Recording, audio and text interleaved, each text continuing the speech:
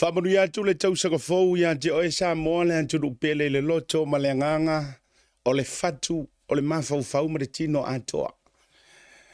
Ioi, whamanu ia tu le tau saka fau Happy New Year's. I le toi amtalia o le tautua wha wau. O le tautua upu. Ia, o le tautua le whaatua oia. Le tautua fo i. Ia, e taimi te fia. Ia, fo i taimi matua e le fia. Ia. I le nei fo i a fia. O le aso ngafua. Aso lo na valu le nei masina.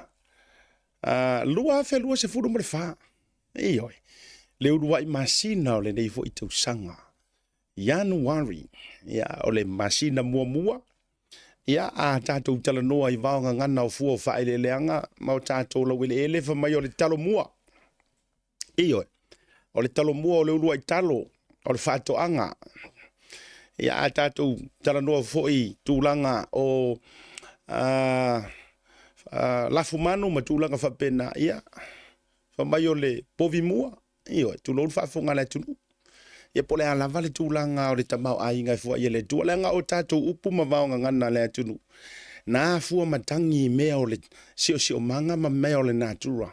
E tutupu i lea taimi ma lea aso le vai tausanga. Me lea, ia, e iantea u lea va ma le mi ngau e te tauai. E whaatu lolo fo i whaala au tatu o le vaotele. I le whaafuka maua le anturu u Samoa. O ea ia o lea o mamala. Mai le whaasounga o ao ma le antu folasa. E lea ia se tangata e nati toi whangota sa ngole ngole o se tautai. A o se tangata fo i ta ele tau pisi i a Samoa. Leanga o oeole. I a au talanga tau sa mau whainga. A ta lofa mau. Whaafela i atu. E le suafa manu maa loro. Ke riso Yesu. O le li o le ola o le na maliu mo oe mau. Nā fu ai. O na tai tamala u fo launga mala u sa varinga le nei fo i tausanga. O oi fale se ua sapi maa o malie. Lewa musa i fonga ale sanga lala wa tau pati tini e peyo le tala iau moenga maneia. Pafua i sea. Sa tau mate i le ete. Sa tu i whangalilo le tapa au o le ana tau wa pe tua mania le sa valinga le natau sanga. Ioi. O se au sanga fo i le tu vai. Ioi. Sa tātou talo i le langi. Ma o tātou mo ma popo falaula le ula. Tu i a mori papanga. Pe tātou te au lia matu vai le nei tau sanga au le lei mare mātango fie. E le alofa tau muli o lo tātou matai siri le langi. Ai whaavitai wa tō i tua a polima. Wa mau le atuava ma le antu vasa. O fi tā ma whainga tā o le lei fo isa iai o le luafe lua tōru. Ea wa mau atu ma le toi vaia. A o le anganga fia ma le anganga me.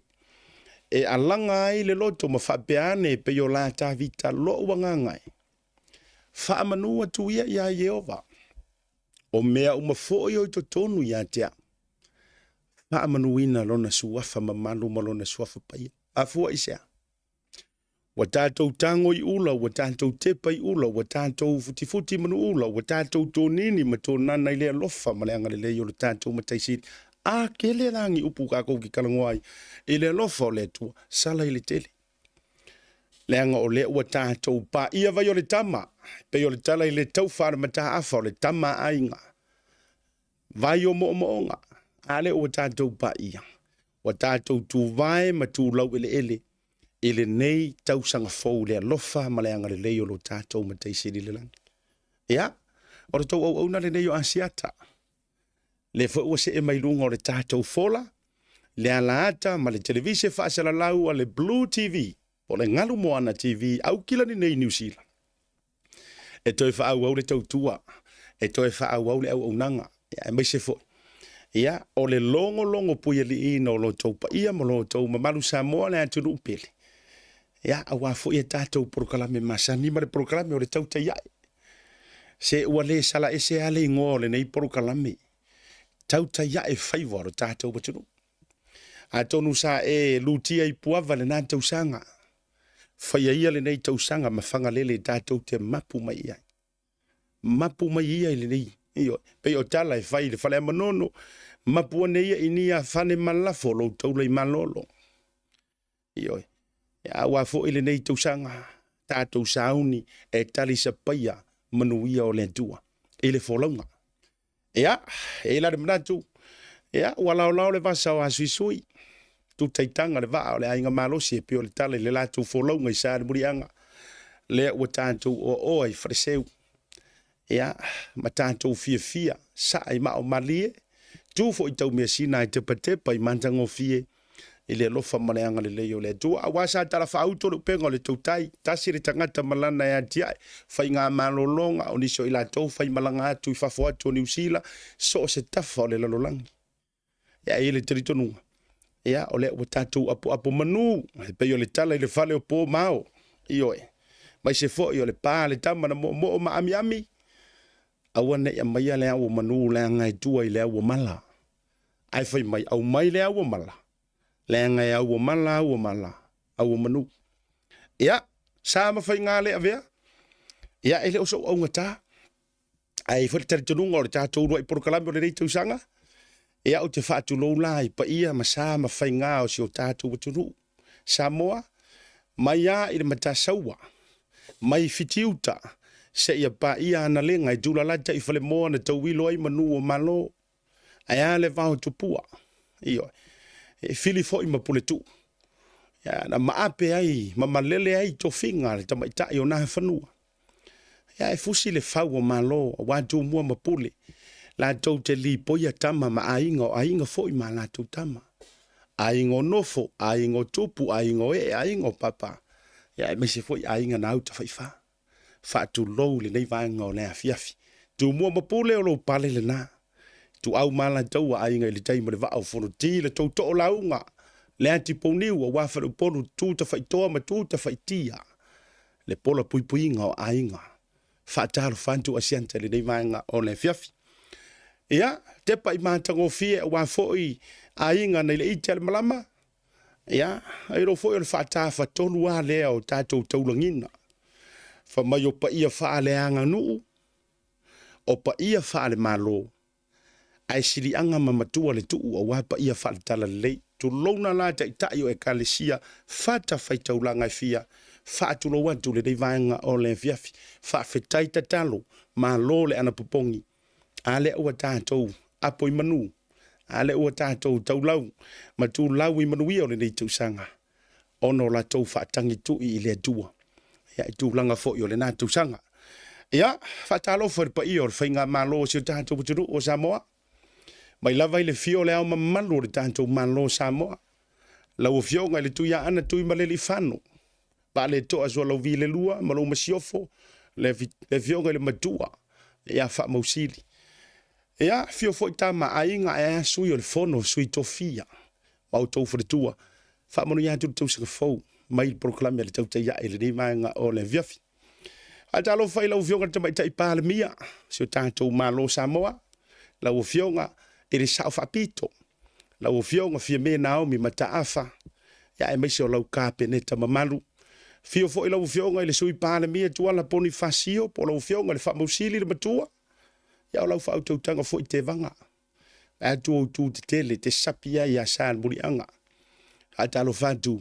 E le nganga lo ia manuia le tausanga fo. Ia me se fo i o minista u malava o kāpeneta. O a minista u malava. Fatalo fatu i le nganga lo ia le tantou programi le vanga o le fiafi. Ia fatalo fo i le fionga i le fonga fitalai. O le mauta fono mamalu o se o tantou butunu.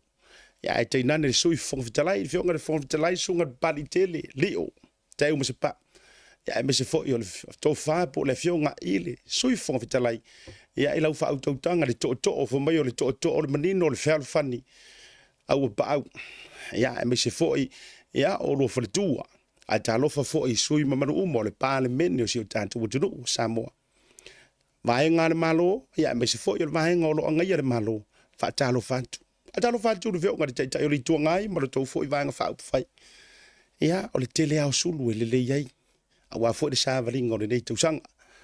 E ono o fatalo fa e se ile vaenga la tote pui tu la fono tasi fo ile o vaenga fo i tau ngai o fainga malo la ufionga ia po la sunga fo ile lo ia sili ia le famasino sili o le tanto fainga malo ia ai mai se foi ia le vesenga o whaamisinonga i so lava se whaamisino ia le prestade foi o whaamisinonga ia ai tainane foi ia le ofisa ma le vesenga o whaamisinonga ma le tōpulenga whaatalu whantu ma whaamanu iantu le tausanga fo ia ele nei vaenga foi o le viafi ia o tō malava wo mapa anga mai ia alo mai o le foi la ka kuwefa ele nei foi tausanga ia lua se fulu ma le wha ona afe leo lau whaatalofa.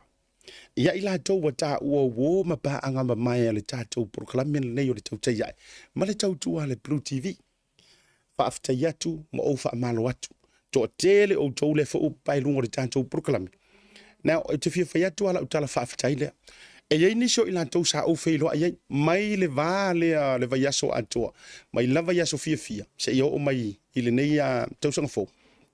E iei ngisi sa mātou whailoa. Whaafitai atu ia te oe sa e sauta whailoai. Whai se kakala, a mai lau tu alano, a mai lau whaamalosi, vi ia le tua whaafitai ona o oe. E ei fo inisi sa tusi mai. Ioi. O ke sauir mako ofisa, la le kusi. Ioi. A vai lau kakala, nga whaapea. Pehe maua ingia o kupi.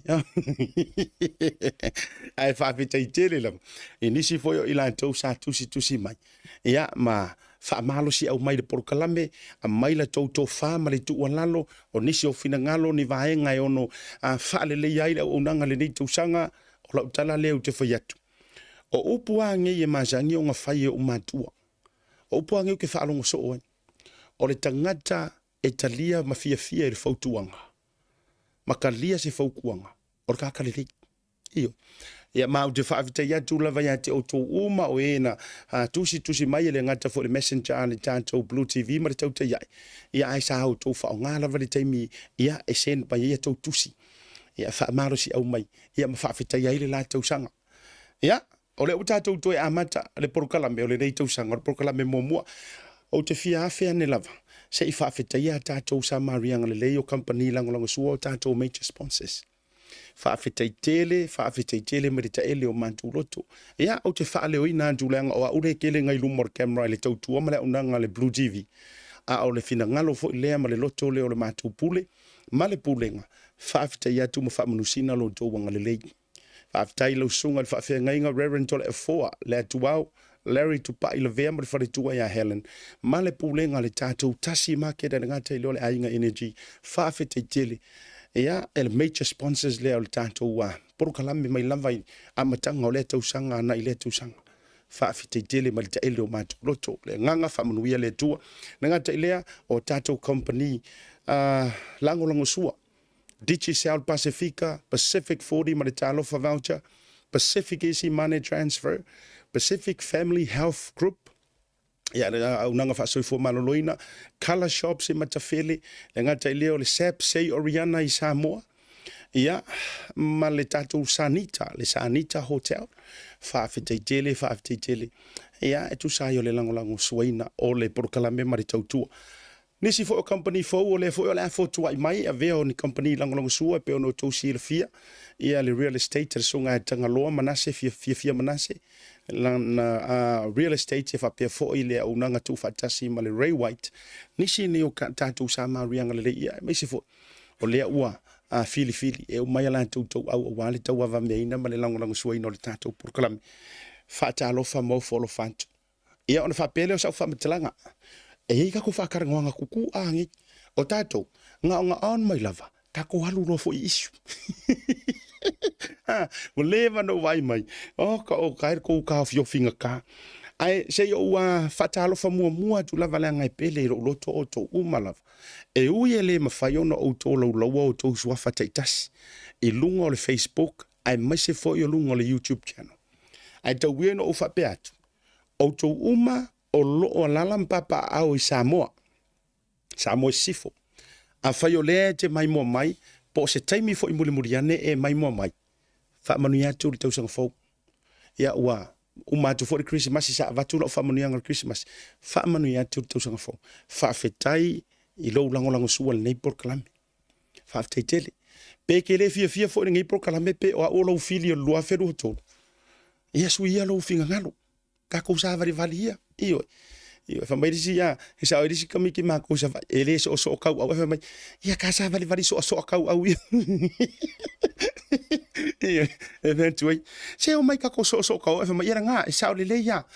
O mai ka ko sa vali ma ko so kau. Ia o mai ka ko so kau. Ele so ai. Ata lo fatu. Wo mapa anga umolo mafuta mai Samoa. Tatou malanga tu Amerika Samoa. Moto fianga auto malava lo mai mo mai Amerika Samoa. Tau te feilo ai se taimo le nei tu sanga. Tau ke feilo ai. Ya mai se foi. O wo mapa anga mai ya ila tau fia lava. Fo I mai ia si amantou pule ma fai mai le report. Matua I to a tele o tatou fans o lo I Amerika Samoa. Ya, ye le taimi tatou te feilo ai fo. Ya mai se foi. O swinga fo yo le nei tau sanga ai fa manu ya tu tau sanga fo ya te auto umalava o lo nga I manga o I na ya tatou Amerika Samoa tatou me ia tu Hawaii fa manu atu ya te auto umale mafuta mai Hawaii fa ta lo fa mo fo lo fantu happy new year ya te auto umalava malanga I Amerika so se stete lava Amerika le taimi le nei o te loa wala talata le level la fiafi ai le mafai ona vai ai e le mafai ona taufi ai lo to la umara po kalame se fetola tala le e umara ma po kalame le so fo ile le mala ya mala fionga de pule se mato unanga po kalame muli o wa kausero mo ile kwala ori le a e umara la to lo ma to se le office wa livi umara si vai e to ya sunga ya misale fa ya ma to la si mato producer ya masia o pule no mana o sawe to se mato pala le tu e umaroa. Au whanongo kunga. E raksu mai le sauar kanga kai rungan mako ofisa. E wala e whaire mako whaske puwai te sauar runga. Mai le sauar kanga kai sau runga. O le lau au tirtiro atu le. O tirtiro atu siya pule le fionga whalo longa ya anaim po le fionga ngaftas. O whak. Are we expecting someone? O le fo tau whai ngungumi mai mamoa unua misaya ya ke au mawhapea mai. No. Se vanga yo se si voi le lo tato fai ngar wenga o le to e poi se me o ngalo ala. Wa ko ko para ruar mo me pa o. Ma to tiro to ala ele fa peni office of apia. Ka fiola e ka fifi I uma eling I pokara me fa ai wa sa si ama. Yo. Ai o mau te va ai tu. O si ma fine. O si ma fine era ku ma to fa to a wa lokala vale. Ai kiria la vale le tioata.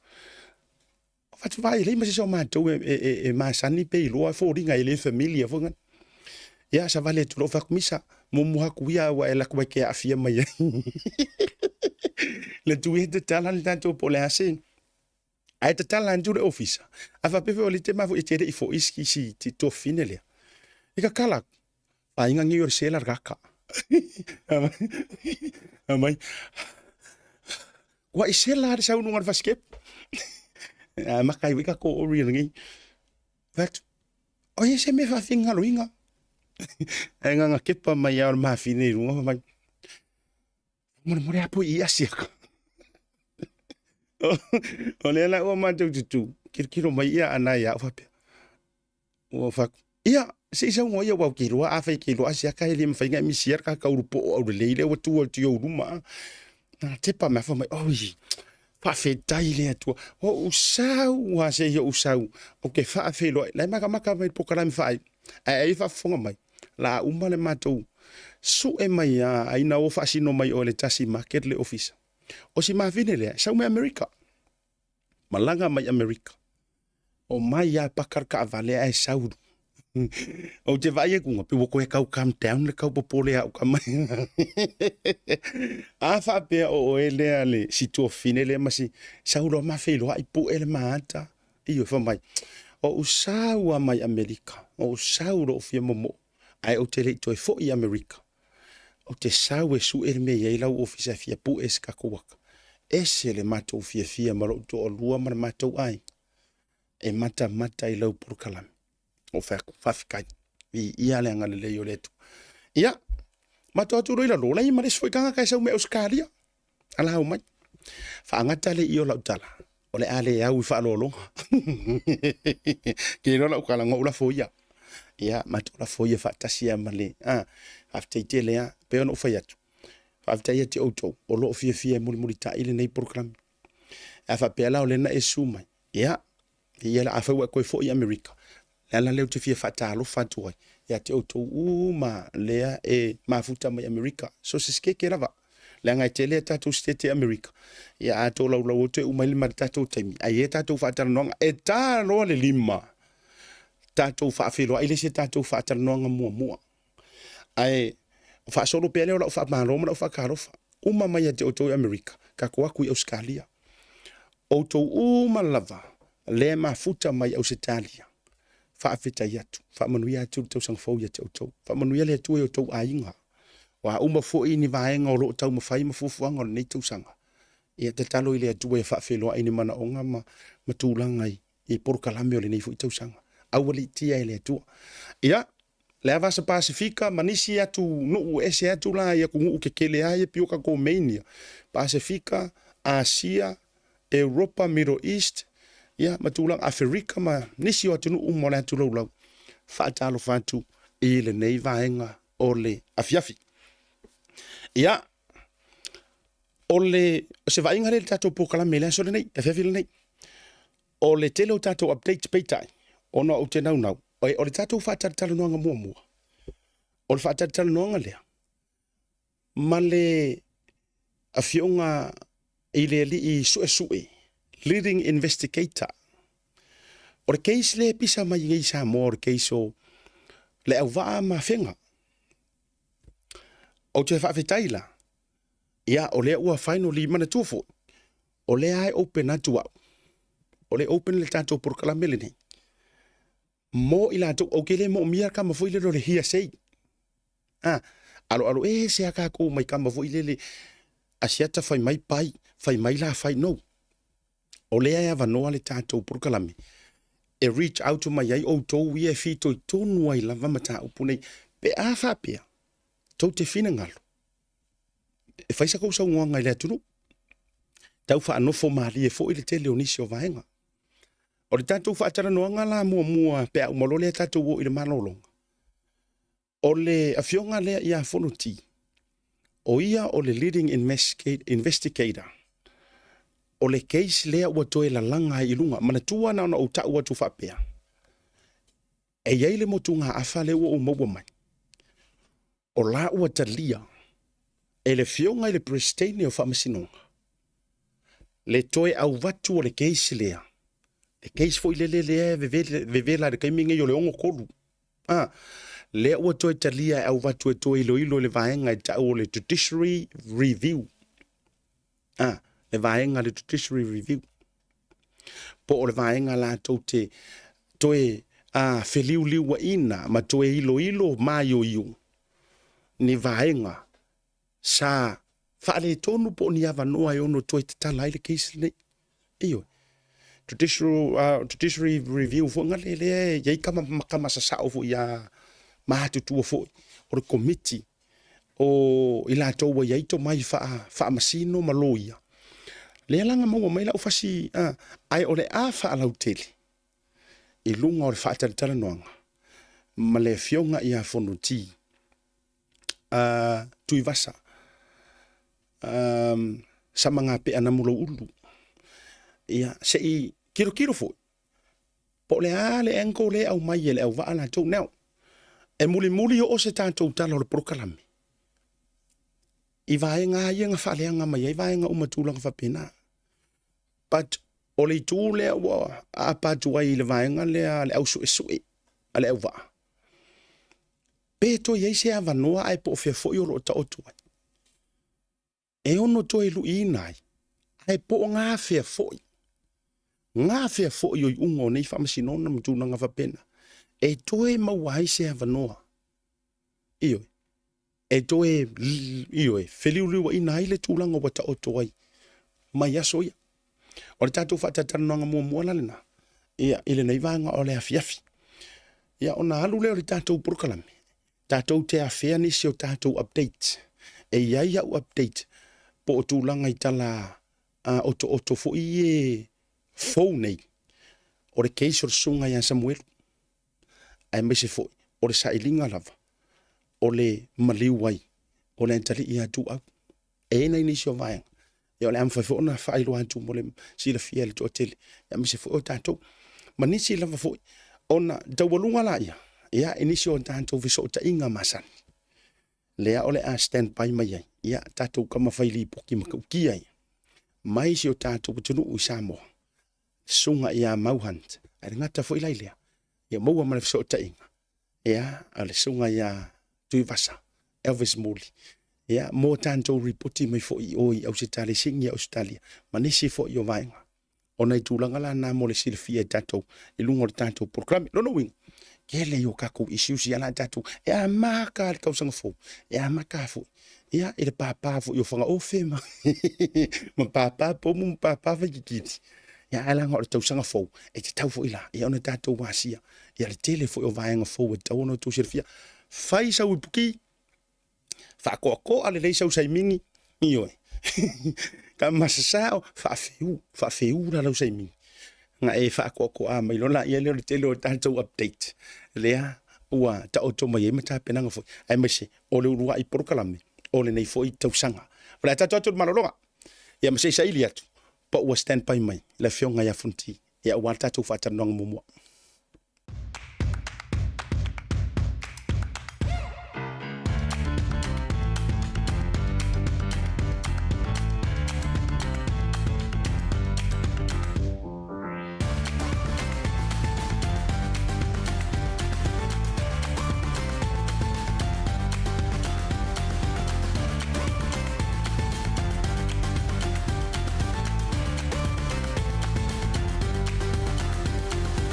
Tasi Market. With 3 locations around Auckland, you can get fresh produce from farm straight to your table. Grab a bite at Tasi Pacifica Cafe or get a new look at Tasi Barbers and Salon. Tasi Market, your affordable local.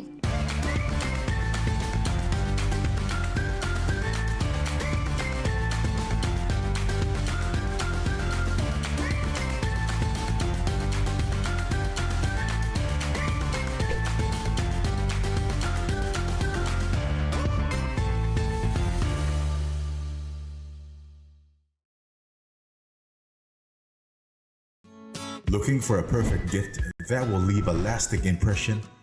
At Sayoriana, we've got something for everyone, no matter the occasion. Whether it's a shoe for him or her, or just upgrading to suit and stay in sync with trends, we bring what's best for both men and women. Our wide variety of says will add that extra spice, along with a range of hats and designer bags. It's okay to treat yourself, and you can never go wrong with a dress from our recommended brands such as Pia and Samson Lee. So, whether it's a birthday, anniversary, wedding, or just because, our dedicated staff is here to assist you in finding the perfect gift, ensuring a stress-free shopping experience. Discover the joy of giving at Sayoriana by Till. Every gift has its own story.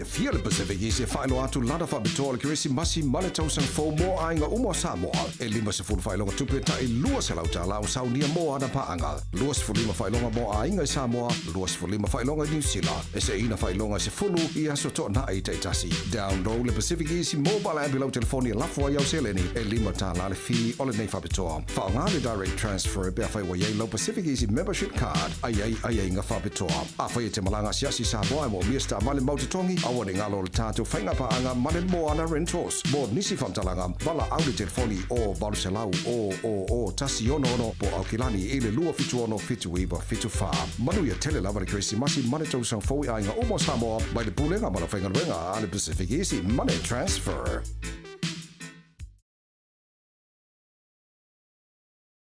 Taimi ona wanti le ua tonu minute wa te ainei le intum lai lima i le tautua wha wa walau Blue TV a maisha le porokalami o le tauta iae ma le manuia whaiva o le tātou o te ru rei fo i urua i porokalami o le rei tausanga lua hafe lua se fulu ma le wha au te fia whairo atu o le umor mafso o ta inga ma le vionga ia fono ti sa mga pe atu i masa na mulu ulu ia i le rei vanga le fia lunga fo le porokalami o le tauta iae ia se i wha manino au o fala e tu sai fo ora mata upu o lo lunga la lo ma wa mata fo ona fa te teleina io e to tonu o sio tanto o tonu o Samoa ia ile vale tu lo na pa ia fo io le a fianga o fenga ia e mesi fo ia o le fianga o le auva i le motu i upolu o te fia failo atu o le u fa te mai ia le fianga le li sa ili io po le li su i tūlanga lau tauloa ma tūlanga la walunga i so lava se mata upu le fionga ia foruti sa mga pe atu vasana muro ulu e lunga o proklame le tauta ia e le nei vanga o le fiafi o fo lofa ma faatalo fatu i la fionga fonti e po lo fionga fonti fa i le nei vanga o le fiafi ia lange mai le ftelenga tu muama pule le ftelenga siata e tentonu le ftelenga yanga tongwai le upule o pule tu mua le anga e te tau mua walu filufi te teia le tui atua ia e whaingta foi pa ia o tātou nua mai me te foi le tātou mo tele sa la fai ia lange mamar soi fo manuia baene foi le whafonga le atunu wha malo fui whatotoa le lo inga ma le atunu ia lange mamar soi fua le atunu i ona tulanga whalupe ia whaafutailaga le lei o le atua o le ua tātou tu i tau mea sina e te patepa i manta ngofie e awa fo ile dei tau sanga fa manu ia tu tau sanga fo ila uvionga fo no ti po la sunga le li so sinia ia ile dei vanga le feve manatu ia ole a tau lo ile tu lango le ta fa tara no nga mani sio vaenga ia manu fo le ta taimi o kele manga o ai mause se kuni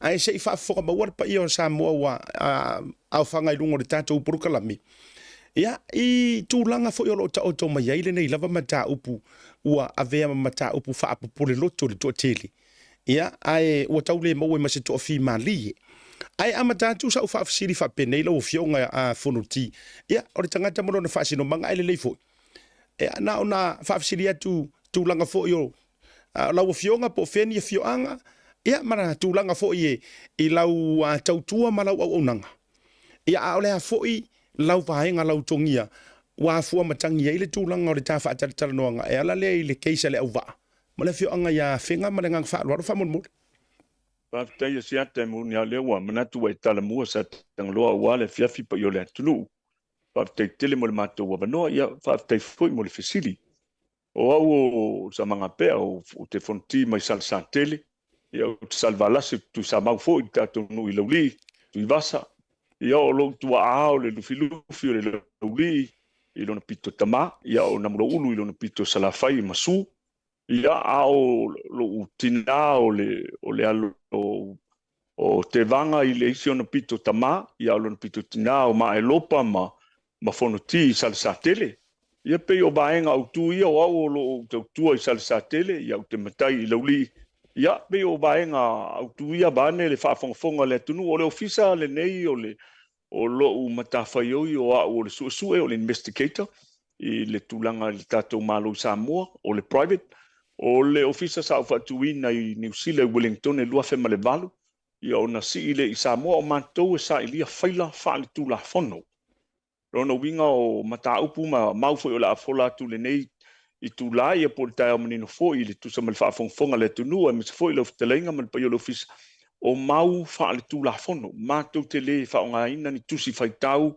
lo no winga a u tala I mau fa le tu la fono e te tau na u fa pe o mau fo ile na o lai le malo le tu la nga te telefoni le failo le tunu po fea lava sa te wai po Siamani po New Zealand po Britania le na mana tu fo yo tanto malo sa pui mai pe sa te ia mai e fainga malo e tolu te tele Europa ia fa solo mai ele o Siamani ma American Britania i se e mai Siamani te siva o tau te siva sulfa tau amel ele fainga malo fa fita Britania te siva sulfa te siva sulwiba ai luas fululoanga I le ono tas ia o le malo New Zealand se I tātou pa ia le ono lua le tātou fainga malo ma le nganga whaaloalo na tutongi atu paongo wal whaafonga le tunu. Malo whaafitai tele lo whioga whurunti o le ala ua mala mai ulunga lua wale whaafonga maua le tātou tunu. O le tangata malona tupuanga o le tangata fo I malona whaasino manga. Ia, o le tama e tau tūmua, e tau puleonu, ia e tau tupu fo I le ngafa. Ia e malo whaafitai. Ua whaafitai lava. Ua mawhai o na whisota I mai ma maua le nei lau lau. Leanga ua tau whaapole pole le mamanu o le atunu ma wheleilo ngai fina ngalo ma manatu. E tu sai fo I o nai wa ainga o lo te tupu mai. Ia I le keisi lava le toe tau a nanatia le fio anga fo I o whenga, ma se le fio anga o le au wa. Ia, ma le visa le moa. O le au le a fea la tūlanga o whainga lai whai ai nei ma tūlanga fo I e pei o na umailunga le social media. Ai o le au tau ma whai lava uia. O te alu le ano fale antua. Maafuanga. E maafua ai o na petongia I whaasoi o tua o ile mata upule nei. E leo toe nama le laina lau fionga a fonotipo lau sunga le lisu e sue. O leo wata oto mai lei unga o whaamsinonga. Wa malama lava fo I urungaru whaafonga maua le tunu. O lei unga o le tasi iwa no tolu. O lei unga lea. Lea e fua matangi uma iai. Pei o lea la fua lea le fata oto mai lava. Wa nono atia I fo I malima o le ofisa o whaamsinonga. O whanua maswafa. E whainga kā ia nga koe kauvange se si whai unga fou. Ese mai le whai unga leo no tolu. O le fote tau wa ia tuina inisi au vaenga sa mo faiona e sendinga manga ia te au tau tape nai lau le wha moe mo le ne fiafi. E ia isi sa iri ringa ia I kuak. Ai e mawhai au na e tala noa mai lea fuanga ai mai se foi o le ono tolu lava lea pei ona anginga lava foi lunga o wha metalanga ai mai se foi le maua le fio anga o whenga la tau ia. E mawhaiona e tau amata mai ai ili ta wha tala noa nga. E iai se isi I unga e ese atu. Pe e iai nisi maalili yenga. E ese mai le ono tolu lea. E a fua atu iai lau sa ili linga lau fio. Paktai, siata maria lo fina ngalo bane le whaafonga le tunu o le autali e tui vaenga e tolu. Ina I mawhai e on tau o mai le tausanga te siva ono tolu le iei le whaamsinonga lea. O ia vaenga e tolu, e mawhai ona utautala me lo uawa ma le baiane le fonga lo ngutu ma le afi le whaafonga le tunu. E te tau ona ka lepe mua I le whaafai ai, I le tūlanga wha le mawhau, mentally understand. Ia vaenga au tū e mafua ai ona leto yeise avanoa le au waa. Pe yeise avanoa le au waanga I le whaiunga lona tolu. Mua la, o le vaenga tau ele, maria siata o le au tau tala loa ina pea le upenga talainga nei a fiafi ona o le avanoa e au maia ma le ngang whaaloalo ma tau ofisa. O le vaenga tau ele, o I e tau sa ili, ia o le vaenga mua, mana tua peo na utau whailo le teimi wa sola, so sa utala o whailau le malo. Whatekta inga siata ma le whaafonga le tunu vane le tai au. O whaila o malava o lo le matanga luenga o ele mafuanga whanua, e iai maisi vaenga o matanga luenga peo statistics, e iai ma le land and title, sai lalo uma o le whaamalu malunga po le umbrella o le justice. Lona winga sa teu o mawhaila nei ile ofisa o whaamasinonga.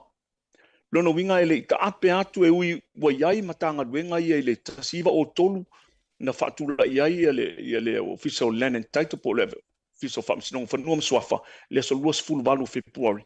Ai o whaila sa teu uma ilalo o justice ona o whainga whaamasinonga. Manatua o lea fato a ta ape atu. Ai o waala no o la utala I o le sa ilinga mai peise au wala o se ele e ta o se ele o le au waa. Lua, ia tatau fila inga I faila o lea la ua manino e ai faila o ele ta se mai I le nu o le au ba o le fesili fo tau te fesili ai pe iai se nuu mai e ta ua le au ba ia ta o toi fo ina ta se mai lo le vaenga muli pe iai se vaenga o whaamasinonga e ala ngā tatau ai o na whaamaunia le au ba o se nuu ma vai e iai ni ona ele o te ia o le tolu la lea o le whaamasinonga o le ele ma le nuu o le au ba le bevesi nei pe iai se mau o le au ba e whaamaunia la lo le whaamasinonga e iai sona ele o le tali la le la utang fai amata mai tua na ia fai ngofia ua lau tele ma usila fia leona tolu o leona tolu ele iai se tua ale au va ana iai na le tua fenga ma tua na I ma le bi sa fai al finaunga lea pe ta ia sau le fai unga ua ave ese le pule fa manu manu a fenga le ua o nana use mai I malia se te tau ainga tanto uma I inu uma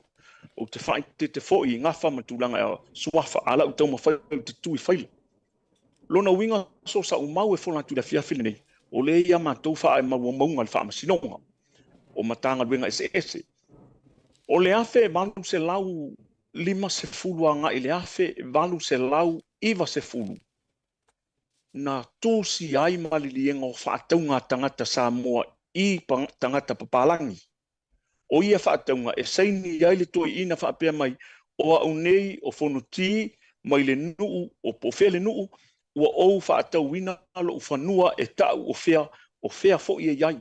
Lona winga la, o whaataunga I e o mo iai. Wala na utau tala I e whaataunga pea o ngā ili mata upu. Ona e sue atu I whaila, ua uma ona fua tangata oto uma va ele e sa tasi o nuu ia. Lona winga, o le nuu leo le au waa le tau te pisa ina nei, ua uma ona fua ese fua tanga o whaataunga I papalangi. Lona winga, ele ia ma se mea fong nei te ufa PacificEzy ai fato a lo kea ele tio te u faila ia I lalo justice lo no winga se ato lo ia ile fa fanua ua uma ona kalepe uma ile luatua I tai I le wa a fenga nu uma nei sa le imoa e tau I uta le meta o fianga ma pasi atu I uta taito e lau I tau tum monga e fa ifo I sa fata lo no winga ua uma ona ia ona fa fanua ese ta se mai lo laile I le afe valu se lau I wafa ua whaata o toai fuatanga uma I se mepe tas.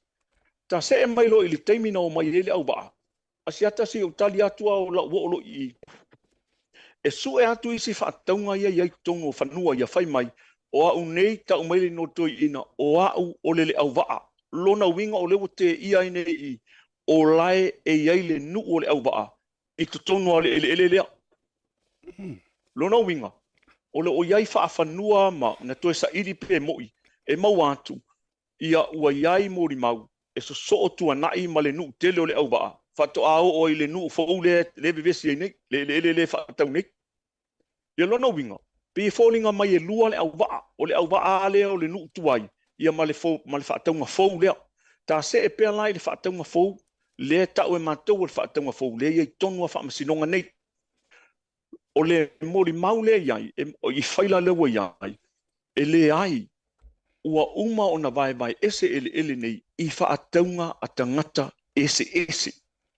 Lona winga, o le vaenga ele lea vesi umai nei, whaamule, ua uma o na whaiai whaataunga, o nei whaataunga o whaila whaale tūla whono mo teats, sengi ngā lima, o lo whaapea mai tangata, o au nei e o ngā le vaenga whanua tonu lea, lala ye le faila na ia malo u falo tele asiata se o tua I manuele I tape le tulanga lau tele o mau mana ye tele fa taila o fionga a for the polo sunga le liso sui maka o kia yo fasi information le we o mo nei ai o la fa fasili na ia tau to fa manino le si vaenga le o le winga o la sa no ngale na e o mai e pe ye antangia mai I le kasi valu I wafale fai mo fa mo wina I lalu. Walanga e tupula le bele I malanga atu ia ele ino foia. Ele au va fouta ngata ia tatou te talitonu o e na malanga mai. Lono winga e tangia mai lau su enga matulanga o faila o ta oto. E a kangia mai peisa ia I se le au va akuai. Ai lei malanga mai tangata mai ia ele toi tau fa na tia le na malanga mai e na malanga mai mo tere sala fai ma toi no fo ia ele ia tari tonu ko fenga sa fo wa ia ma fa ngoi no le au va e tangia mai sa yeise si au va mo o le sainga lima o le mori mau ina ua vevesi le afi lea le vaenga lua le ua taunu mai na fai ele su enga le fai ngā māloa Samoa i le vaitemi o siamani o le teimi lea o whaamasino sili ia Leota Filippo Suateli ia po Filippo Suateli o lo saini ai la Filippo Suateli i le whaamauninga o le ngafa o tangata ia ai saini ia so alo tolo o le whailau tusi au le mālo i lea vai tausanga ona ia whaamaunia o le afe ono se lau 5 anga i le ongo se lau 7 na ulua tu vai ai tangata ia le lea Whaamone mole asi atasi o talia to amanua o leo te iaia i le bailiu lea. O lau sauno o lau fesiri la lea au mai. Per o le maua ua iai o le talia tui i. O lo o maua i le afe iwa se lau se fulu le tusinga maulolo. O lo o talia i maulolo e whaapea. Ua o mātou malilia e whaatau le whanua. E a mata mai le ala i le fetai. O le fetai. O le whanua le nana fina uai mali. Whaapea mai la maulolo. E a mata mai i le fetai, i le afe iwa se lau se fulu lea i le isainia pepa. E a mata mai i le fetai, e tau i le au waa lona winga. O lae iai le au waa tuai teimi dea. Mantua o le fesiri il whaamsino. Ia maulolo po fea tonu le whanua le te mana o e ono wha tau mo le au waa. Ai tali maulolo, e a mata mai i le fetai, e tau i le au waa, o le au waa tuai la lea. Lona winga pe se whanua wha alaba i foiuta. Ia peo se tali lea na ia wha solo baiane nei te ua. Ele ale tau sanga, se o tau whaia vari wha mangi ngor vaenga lea wha mole lau sunga le liso e sue. O le tau sanga lea na ta uai le forasanga lea po se maulea le a talia le tofa ia maulolo. O le kasiva kasi o. Pe taia si ata se o tue talia tua i le vaenga lea ta tua i. Ina ua kalepe ele i e whaafina wina i tasi valu i wawha. Sai ai le tua maulolo. Na fesiling ia il whaamasino ia maulolo. Po le aso ngai loa i lona ele o lukta tonu o le alea ua whenga ia. Ai tali maulolo. O le ele nei na tō mai e ngato ai teli. Mo i la tō. O le fesiri la te fesiri ai. E longa fie ngato ai teli ia sa mali atoa. O la auli mali atoa la auli. E se fulu ma leono iai mali atoa. Lona winga. Whaatoa se fulu fitu. E o ngā tupulanga o sa mali atoa. Ai mori mau lolo i le mori mau. O nei mori mau. O lo i whaila le malo. Okay. So, o tuala o le vaenga le alono leu te tau turi ina. Whawhitai ai lau walanga e. O lea te sau noina o me fo i e tati tala noa i mai whaso mai o mea lai fo ngā le malo i wha maunga. O lea nabas. I tūlanga o le. O le ala le vaenga lea e tau ave ia i le suenga ma le tau mawhainga. I le sueina ma le tau mawhainga o le mata upule. O le antonu le mau le tau mamoli le te mire nei. O tau tau mawhai ina ia toe langa mai i lunga la pe whaamaonia e iaia se le au vaatuai. Ai pe o le me fo i o le tau langa mai e le o toi iai se malo si anga o whenga i whanua ia wa whaatau lava le tangata lava ia pe ona e le ua vai na o le atonu le aunga le e toi tau vane le vaenga le whamone mole lo sunga li sue. Whawhitai siata, ua ta oto ia whai unga whai tūla whono. O le i unga o le ono tasi, o le i unga mua tasi iwa lima lua, e le i eise apili. O le i unga o tasi iwa ono tasi, e le i whaia i eise apili. O le i unga o tasi iwa ono tolu, e le i whaia i eise apili. O le talitonunga le iaia sianta, ona o lea, ia sira fo i lau fitelenga, o le tūla whono na whausi ai le whai unga o tasi iwa lima lua, o le tūla whono e ta o le Native Land and Title Ordinance. O le tūla whono le na whaia ni usila tasi iwa tolu wha. Lea la iei lunga ma matwhainga fo ie me ta o pule wha mau. Pule wha mau te ai so whanua. O le wha masinonga le tasi iwa ono tasi. E le iai se apiri. O la lava e whau lalo tūla whono tuaile o tasi iwa tolu wha. O le o mai le tasi iwa ono lua. E iai le vaenga o le whai unga le tasi iwa ono tasi wha pia. pe au lia le whaabai ia le aso le tuto tasi le malo ilona whaabai i le ono lua. O le aalanga te tau loa i so se nuu o na talo sanga mo le pule o ele la yuta. O le tasiiva ono tolu, whai unga le tasiiva ono tolu, o lo ua mai o ioi ele ai se pule whaamanu manu o tā uai a whata ma maulolo o nana o tali a whaai unga o te le mana o teia langa e tala a inga tato uma. Peitai, a whaila o le tasiiva ono tolu, asiata whato a whau le tū la whono aloa ia le malo sa mua tuto tasi. O le afe iwa se lau balu tasi. Lona wina o le Land and Title Act a sa mua tuto tasi. Whato a whai tasi iwa balu tasi. Whato a toe so ai lea malesi tū la whono le tasi iwa o le lua afe lua sefulu. Lona winga, ua miele mea ka o le revoke pe ua solo ia umatu la whono lana whai New Zealand. Lona winga i lalo fo i le whaabai o le malo Samoa. Na revoke umai loa ma tu la whono la o le tasiva tulu wha. I lo utali tonunga lea. Lona winga. Pe a whai e toi whai se wala aunga o mata upu nei. E iai lo mata utali tonunga. Sa ta tau ona wha toi whai al wha masinonga. Ona o lea o tuto o tasi le malo Samoa. Sisira oia tiata. Na maa fua i lo mata utali tonunga. Ona le wha au ngā le pule lea le ua wha fusei nei. Le ua stala i lalo whale. Na maa fua ona le wha au ngā ina. Ona e o mai le ono tasi, le wha ili wha masinonga. Ai solo ia lo inama tu la whono tuai. O tuto tasi le malo. Le alai wha apea mai ai wha i unga le wha masinonga le ono tasi. Pe au lia le ono lua. Ona alanga te tau lea ona sa ili e so se nuu. Lona winga ele i tangi a se nuu o nuu umane i whinau. E wha amau nia ona tua oi wha amae wha tu la whono wha leanga nuu Samoa. Pitai. Lona winga. O lea lai o mai temine man to fo i ole o le whaate ai se ino whaatula i se ino a inga mai lunga i ole na lenga matu toi o nei le lua fesulu walu. Lea la ua whaia ina le apili walua nei vai aso e tu mau pea e tea e se tangata. Ai le i whaia se wha amasinonga e wha amau ni ai tua oi o le whanua lea ua bevesi ai nei le yuta. Le ilunga atu lea lai whaatula i se le opa. Ele iai sona whaamasi, ele iai fo i se polo inga whale tu la whono mai whaamasino. E polo iai le fuatanga. Ele iai. So lona winga, ele i whaia se whaamasino ngā au ili i lalo le whaabae ma lalo fo i o le actor tasi iwa manutasi. E alanga te tawai ona polo ina se fuanga whanua mautinoa. Ele se me ua whaia. Pe a whaila tātai te fo i tua tasi iwa walu wha, o tasi walu iwa wha siata. E pau ale ngā o le fuatanga mo ina whai. Pe a whaila i lalo le whaamai o tū la whono mea tau o Evidence Act, tasi iwa ono tasi. O le malo tuto o tasi o Samoa, ma lalo le tū la whono survey. Tasi iwa li maiwa, ma le tasi iwa lewa o mai temine tasi iwa ono lua. O lona winga e tele tū la whono e o le Land and Title Act, luas fulu. Ua ai fuatanga. Ia o whengi me ua whaingi ua whakula i ka ngaka ele i fuakanga le lupo whea ete. Sa ta tau lai i le tūlafono.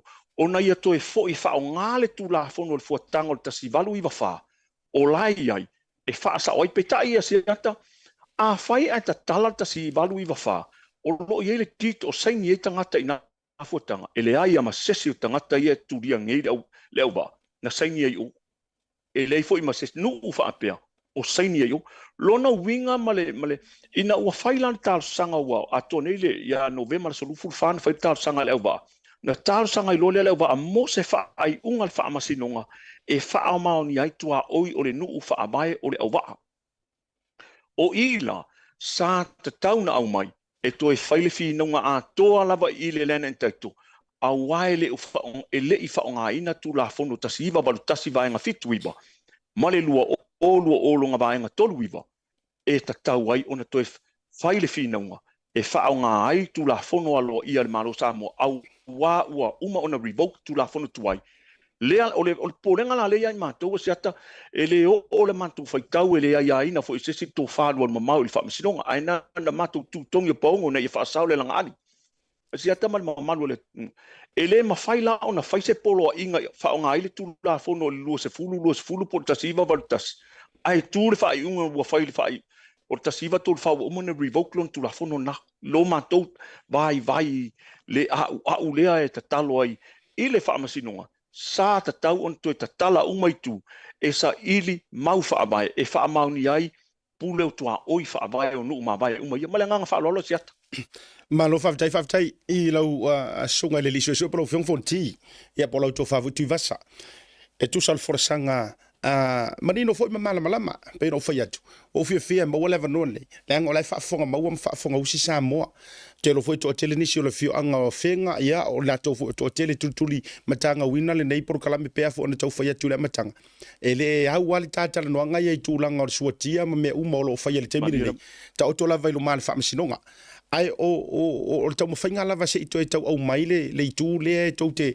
ngā pati ai le toi tau sa ililina. E se whakula ukala lea. Na maua mai lau information za nga i initial le fio ango whenga. Na whapea mai la ia leo le la tau mau. O le mau fo i lea pei o lai ta o tope ta nga tasi male unga leo leono tolu. E whapea mai. Ina ua tau ai tau nuu ia tangata na malanga mai sala fai tulo ile lava ma fa pale i ele o fenga ona to pulela ia ina ua no ya tu fo ile e au mai ni ele au la watu le side le ai man ia ina ia ma yeso fina ngalo fo ile to pitola au le sa idilinga ona to mua mai la ia le o selau eka na mai le selau eka le ia e tua ia ma fa pale ai le tolanga ole auto va mai mo tele sala fai ua umani tausanga ai fa pele tala o toe talo sanga mai ia le fio ngole au va ia po tu ala fo i masalam e le fio ngo fenga pe ma fai ona toe fa matu ua tu mani ele se tua ia le tau tua ino la tau ainga tu langa fo i le ngalu ina fo i le fa ko anga ma vanga fa pena ona toe tole ia yo leisi ono se lau lusu mare tolu eka. Ona toe tole, ona fau popo ile mare se lau eka le sa ave mua ina ua ulua i to ai. Mauailo le fitu se lau lusu mare tolu eka. Fa pele o le whamatalanga ili ta o tonga lava na iai se maali lienga le nantaimi. Pauala lea o vaenga o ngā ele o le anga lue ina. Ma tō atu mo le fio anga o le au vaa lea na malanga mai. O isi umala ele tu lopo o whanua e tua mai o le fuatanga lea o le fitu se lau lua sumare toru eka. O mea patino lava nā ia tau o whenga e le mawhai ona toi no fo ia inisi. E peila o inale ua ta oto mai ai nei le vai sua lea. No usa ile tu fo ile matanga ile ofisa o whamasinonga whanuma suafa. E tau mua tutusa lava mare whamatalanga lea pei o le mafua anga lea. Wa nono tia ai o la tau lima po a au whamasinonga whanuma suafa. E le mawhainga koe apilia le vaenga lea. Ona pei la tau te aloa ia le unga lea na whata oto mai leono tolu. Lono winga la, o ilantou umai fafo mai o le fiku se lau lua se furu koru eka ia. He whapea sa whamatu. E sori tu la fono, le upu whali tu la fono langa le kakalango inga. E sori tu la fono la tau no fuai mau mauai ele ia. Pei o ile o toe langa langa aile mata upu lea. Ia matato va ia iloi tu langa o lo ta oto mai whape nei. O le a se tali mai ale tau i tu su enga. I lea mau ma le whata o tonga le uai ai. Whamone morela o fionga le fono tipolo sunga le lisu esue.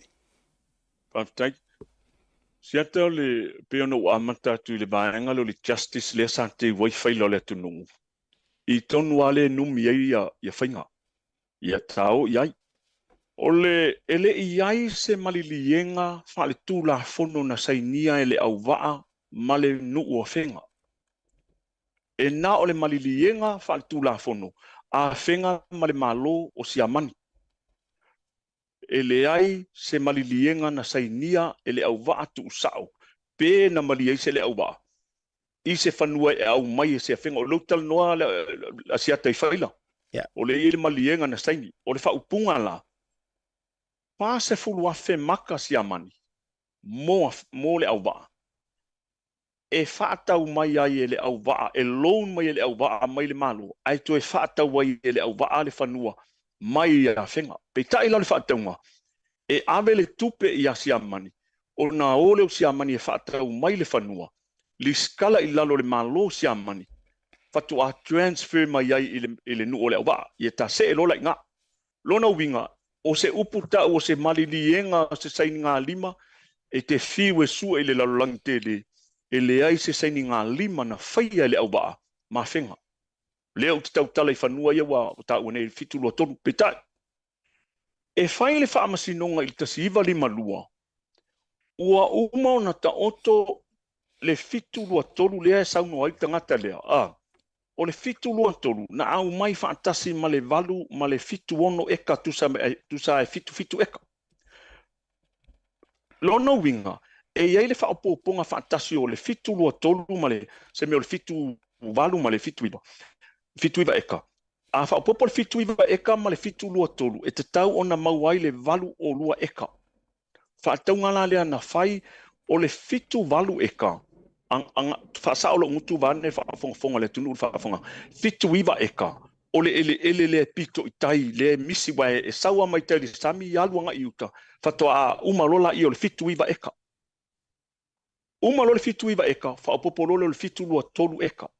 O le malilienga o lea whanua, na totongi ai le au waa le 50 maka siamani. E au mai ai ele mai le matanga luenga, mai le malo siamani.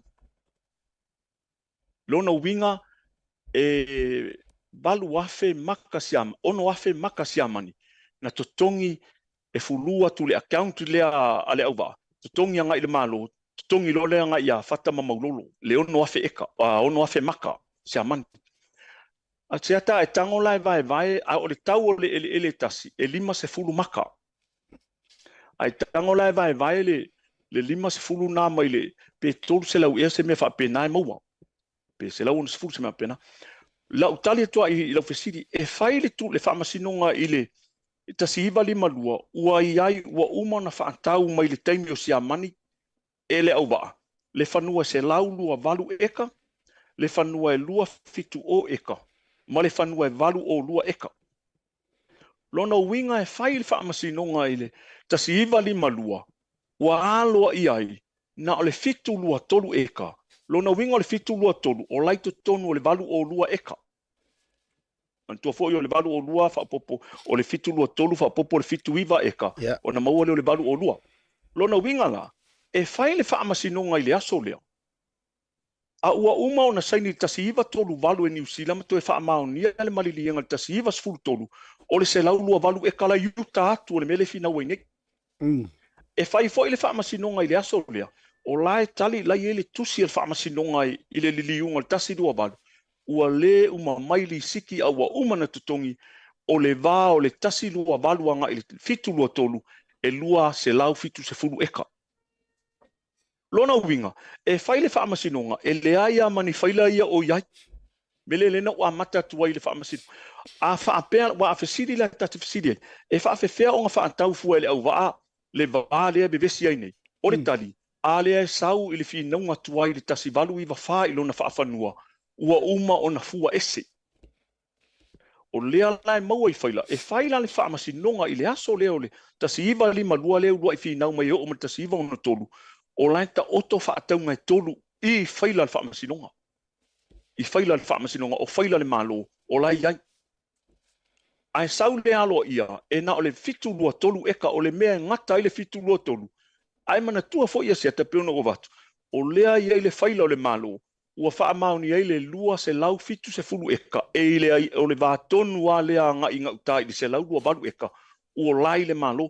Lona winga e whaile whaamasinonga I le Afi se lau 5 le na ulua isu e fin nga le sa le fitu lo tolu eka o la ia pepa ia tono le faila le malo a u te le mana o te o ia le atu pe one maybe le producer ko se submit aku a o le o tali atu tali le asia o le mafua anga la lena le ala na mo mori e tal sanga le o failo ai mau ia I le fa masino le fionga le presidente le ika ape nei a November ia e tali mai loa a fai e moni o fanua o mia sa o loto o le au waa ua suaina ua tatau o na ngai le whaamsinonga City Supreme Court e ave iai le lato whaasea o I la leo wale ingo utoe au ngani e lo asiata mana tua fo I tutu sa I le au waa masala mumu Ali Mana tua ua nuu mabai. Mana tua fo ia e tango te tala nuu uma ia pia vai yusu vai nganga tua mua ngu uma. E fau uma mai lava I whanua pālangi. Ali. Lona winga o la ua fai wha masinonga Samoa. Whanua ia. Mana tua fo ia fai atu le whinaunga lea ma le whaaloalu tele. O lai ua ta oto fo I whinaunga le au wa aia ua uma na fai whanua ia. Mali. Wha lalo tu la whanu whanua mswafa. Ai ina ua utoe au mai la le tusi le o e wha mauni o whanua pālangi. Toa umanei ana malo vai usu ia vai nganga e toi lu e vai nganga malo vai nganga. I le mau lea o whanua pālangi. E le mawhaina whai ai se nuu leanga o lua utau tala I mau. A whaila e le mawhai o na whai se nuu pālangi ilu. Se nuu Samoa nuu mawai I lunga o whanua pālangi. Ua ta oto whainga whaatu la whono. E tū mawai o na whaonga ina whaaleanga nuu. E pēla a e whoila I le tasi lua balu eka lea si atama le balu o lua eka. O loo iai lunga le whaupunga whaape lunga liunga mainga le whaataunga tasi iwa tolu balu. O loo whaapea mai. Use e whaonga ina whaale anga nuu use in the Samoan custom and usage. Lona winga, ua uma o na whaaleanga nuu. Paule mea, e iai le vaenga e te tau o na whaipe a maia. E aloa ia te lei, a ua o whanua whaaleanga nuu Samoa. Inga le mwhainga walua ua whaataunga tai o ilia wa. O le polenga la le iai, o le toe au mainga la o le maulea e o sa iri pe o ni whanua umia sa o loto uma. Iau pe ia fo ilele o le whatua tau nuu mai ana po o le au wa o le pālangi. Ei. Nana utali a o te le teia to fa e pe o leo te tau tala fa matai ma fa matai Samoa I mata upulea. O lea ua uma ata to wo nei la ia pia ia. Ia o la mo le finga nga le ta ma kama seu ma. I whangua Samoa o lai I lunga ia makanga duinga ese ma fale ese wa palangi. O le mafua anga pe a fai ua uma na liliu fa Samoa ma au mai fa Samoa I le pule fa matai man to fo ia siata. Ali. Po le a lava ia te au to tasi a lau mau vai ane ele o se mau mai sesi na o au to tasi. Po le a lava le pule palangi tonu ele o le tunu. E wha vai lava I tū manga nuu o Samoa. Ali. Mana tua foi to a fai le Perelini Act e tasi valu iwa. O le Perelini Act po le malilienga I Perelini. Ua wha asai ona toe wha atau whanua Samoa peitai. Ua wha atangai wha ataunga Samoa. Lea na fai tu atu le Perelini. E a vea lo o whanua palangi. To e fo ila utala, ua whaatangai whaataunga o whanua Samoa. Lona winga e te whiua e tau whaaliu le whanua palangi. E Samoa alo na puri. Ma lo whaavitai. Whaavitai lau whorasanga manino lau whionga whonuti. Ma se foi polo songa le isu e sue. Mana ia rei mata upu a te tala ai ia ale nei tausanga. Neo, o le sia u whaafesiri. Ole ala le tua o patatua a o iai se wha moe tonu walanga a pifo ele I umakura ofisiri lea rewo koe mangkua ofisiri ngō manga e se soo atuai a langa rewo o mantua o fea e ke maua mai e ngei wha mau maunga lau fiong o fea e ke maua mai e ngei wha mau maunga lau fionga whoroti poro suka le isu esue Paftai, sia tau ta oto whainga wha bai wha tu la whono e wha tau wai lea mana onga tūlanga wha pisinisi. E le whainga wha bai Samoa e saona matou wha taua ni whaila le malo. Lona winga e le tūloulo o ngutuma lea whele o se whale o loha. Peitai, ua ta oto whaila wha taitai o archives o record centers I Peletania si amang na matou whono ma le tasi pulesili o le tasi tanga luenga tele o le malo. I nei whafo. Ai o mai le tala I ante au whai mai Mr. Namulo Ulu. Be careful the worms, a lot of worms. What do you mean worms? Ai whai mai, ua pala pepa. A e fo ila I tatou malo, whai mai le whai lai mulinu. O na tangi ai leo to ina e su atu e leise tangi. A le su e atu I whafo. Na o mai ase a mangi ama ka penga uma mai pepa o kangi. O le fo isa ili atu I whafo. O lai maua ia whaafanua. Aia e alu I Samoa. E na o le whaafanua fou, vo leo le vai temi nei. O le leila o whaila I whafo. O le lau ke ka le pea maia maulai tonu o whaila. Tā o fo I lai whainga whaabaya si a mani asiata. O lai sau I talo whaamasinonga I Samoa. Mana tua fo I. E tasi almatanga luenga ngalo alua abelor kusi kai muringu. E pau fo I ngal makanga luenga mawai sau kusi. Nga e kusi ai mo se mtau. a o whainga tuai wha matanga luenga lena en taito i la aso. O te talitonu pe e 5 matanga luenga ese tonu matanga luenga tasi. Lono winga a wha pe tu se resi matanga luenga nga e tangia. A lai mau atu resi matanga luenga re kopi o i la lean matu whatu ina il ofisa. E sa ili ai whaila, ia molo si la fia sa abirtar sanga i lava i tau whainga malo tuai. O le a whatu le ofisa o sui. Ia sa au mai le yoenga, ia ma le mai e fo i sa ta i lava i tau.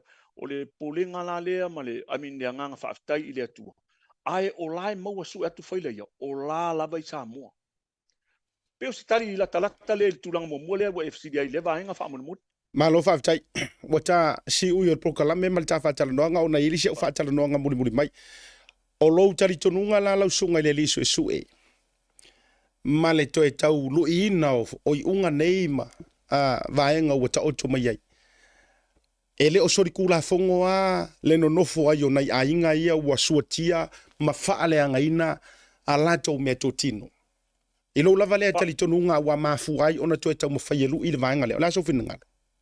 O le upulea lui se atau te whaitete leanga o lea o te talitonu. O laua uma nei te tonu o le whaabae le pule whaabae le prestene. O lafo wai uma o tonu o le whaabae le pule whaabae ale whaamasino sili. O le ngā whātia ma le whaale tonu le wo i ale au ba. E leo se mea fia ba ai esesi. Alie. A ta ngaila i tū la whono. O lai tonu o le whaavae le puipuinga o tangata sa o loto Samoa. I whainga ele i sao, whateita inga siata. O nei whai unga 5 ono tolu ono tasi. E le ai ma se pule whaamau ma nino ua tusi ai whaapea mai sa sae se furu ono mita ana ili. E le i whaia foi se polo inga i fuatanga i whanua. Lua, a siata i lalo le tula whono i lo utali tonunga le iai. Pe a whai ua talia el pelestene le talo sanga. Sa te tau loa ilo na paua wha al pelestene. O na aia i e loa le, o wheni mea ua umaso alau pulenga i 5. O tula whono ma whainga wha abaila i el wha amasinonga. A ma e al so alau pulenga ua leo nga tasi. O na o lea i le wha amasinonga. Ua ova i le ono, o le upu lea si ata wha apea mai, o le ono tasi, ono tolu, o le 5 lua, ua sai tia i o tātou 5. Wha mole si ata tau te iloa uma whai tau le a e tau le vi. Wala no utau tala ia mau. A whai e te tanga i atu o tū la whono na wha abae ai, ua le o toi ai, ua iele me tau le rivaukulo na winga ua tapuni. E reo wha apea mai, ua cancel pula, tu sa pe ai, ua tapuni e le toi whaonga ina. I lalo ala lo tātou nunga siata, e le ma whaina mō lia tāta mai le whanua o tātou nofoi. Ai whai mai langa i whaongari tolu tasi iwa o wha. Tātal noa siata o le matai Samoa, Maria lava. O lo whaasino manga, o iefo lo whaasino manga, o le popo lenga le iai. Ua le whaonga ina le paua, wha le tū la whono land and title. E ai whainga wha land and title. Pe a whai o le whaavae ua solo iai tū la whono tuai. O le ala o ngā le walu lua o tasiva ma tasi ma lua o lua. Lona winga i una saulo ua tali i whaisan whaamasinonga o le isi luas furu tausanga. Ai whaapea fo i tu al whaamasinonga o tasiva o lua. Pe o nana o tatalo i o tātou te tau anau, i le mātou wa ai pe o lau fasili.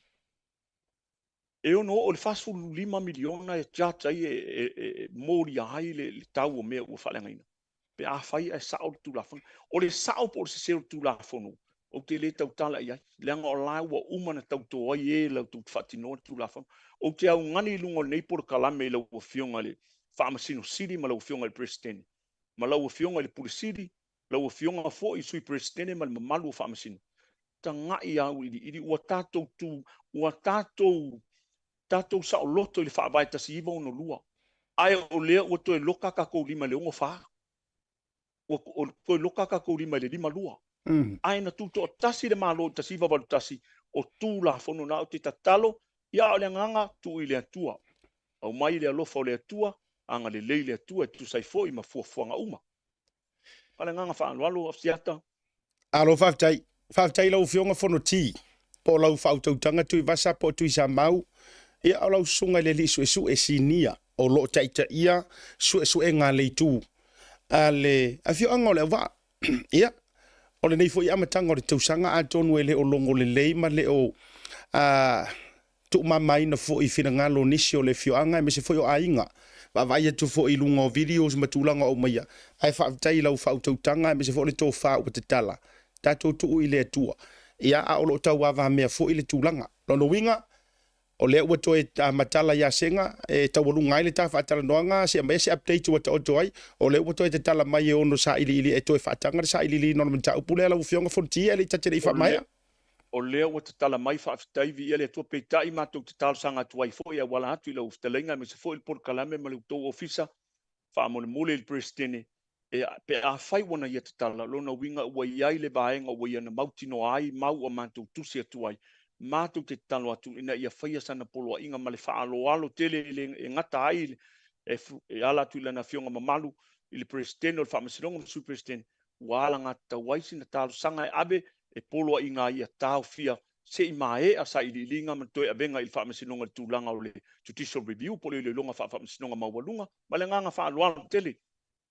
O li whamalo me whaftai tele lau sunga le lise sue po lau fiong fonti whaftai o le ua malama le ai tū ioi o le aunga tonu lava le na ma le whamoemoenga o le nei tautua ma le Porkalame whaftai fo ele o tau le pua malafo ele whapea fo o sumua ia wale whaatou whala inga le pa io la inga sanga ui whale ai ma le tapua inga whata ma maulolo ma tuisa mau leilanga o le tama wha tuisa mau fo le le tau te laipe sa uno fo ai whawhetai o lo e amai ala vai o ia le tū langi lea e mau wai le sa ili ilinga le au waa e te tau wai ona toe mau le masele a wā fuanga fo ia tatou tu ula vai le tua ai whaftai tele mo le neila lao e ira whamoemoenga o le ato e Moses ta update pe a saulonga I luma ma tau awa mea lea ma ta upu pe sa o lau fionga o lea lava ma le nganga whaftai tele siata ia whamanuia le tua whaftai tele le taimi o le atao le malolonga ai ta whato wha mo le nei taimi o le whiawhi whasoi fuia lau fionga fonti ia soi fuia le tunu soi fuia lau ftelenga tumua lange mama soi fuia mne whaftai le ofisa soi fuia ia ngā ua whaafonga maua Samoa ioi ka kōkuru malolonga la ngā lele to mamau ai toi punga maisi au whaatatala noanga ai mauarangi kai mea koe sui ma koe whaifolo I pukofi mai toi tō manatu lava oe le ua tatala mai lea vaenga fo I o le forosanga ma ka ukia su e ngai wai ai pe ono vetu e amatar tau sanga fou e amaka I papau whakiti tato tu malolonga fo I mai whaavota to Porkalame. The Color Shop in Matavele can brighten up every aspect of your life, from interior to exterior. You can change the look of any project you have, from auto to home, around the yard, and everywhere else. Bring color to life with our selection of the best paint. Come check us out, because we're more than just paint. We got bush knives and a whole lot more. We're the folks that will help you kick that drab right out. So come into the Color Shop in Matavele. Call us on 25577 or 21527. Drop an email to cs.creston@gmail.com.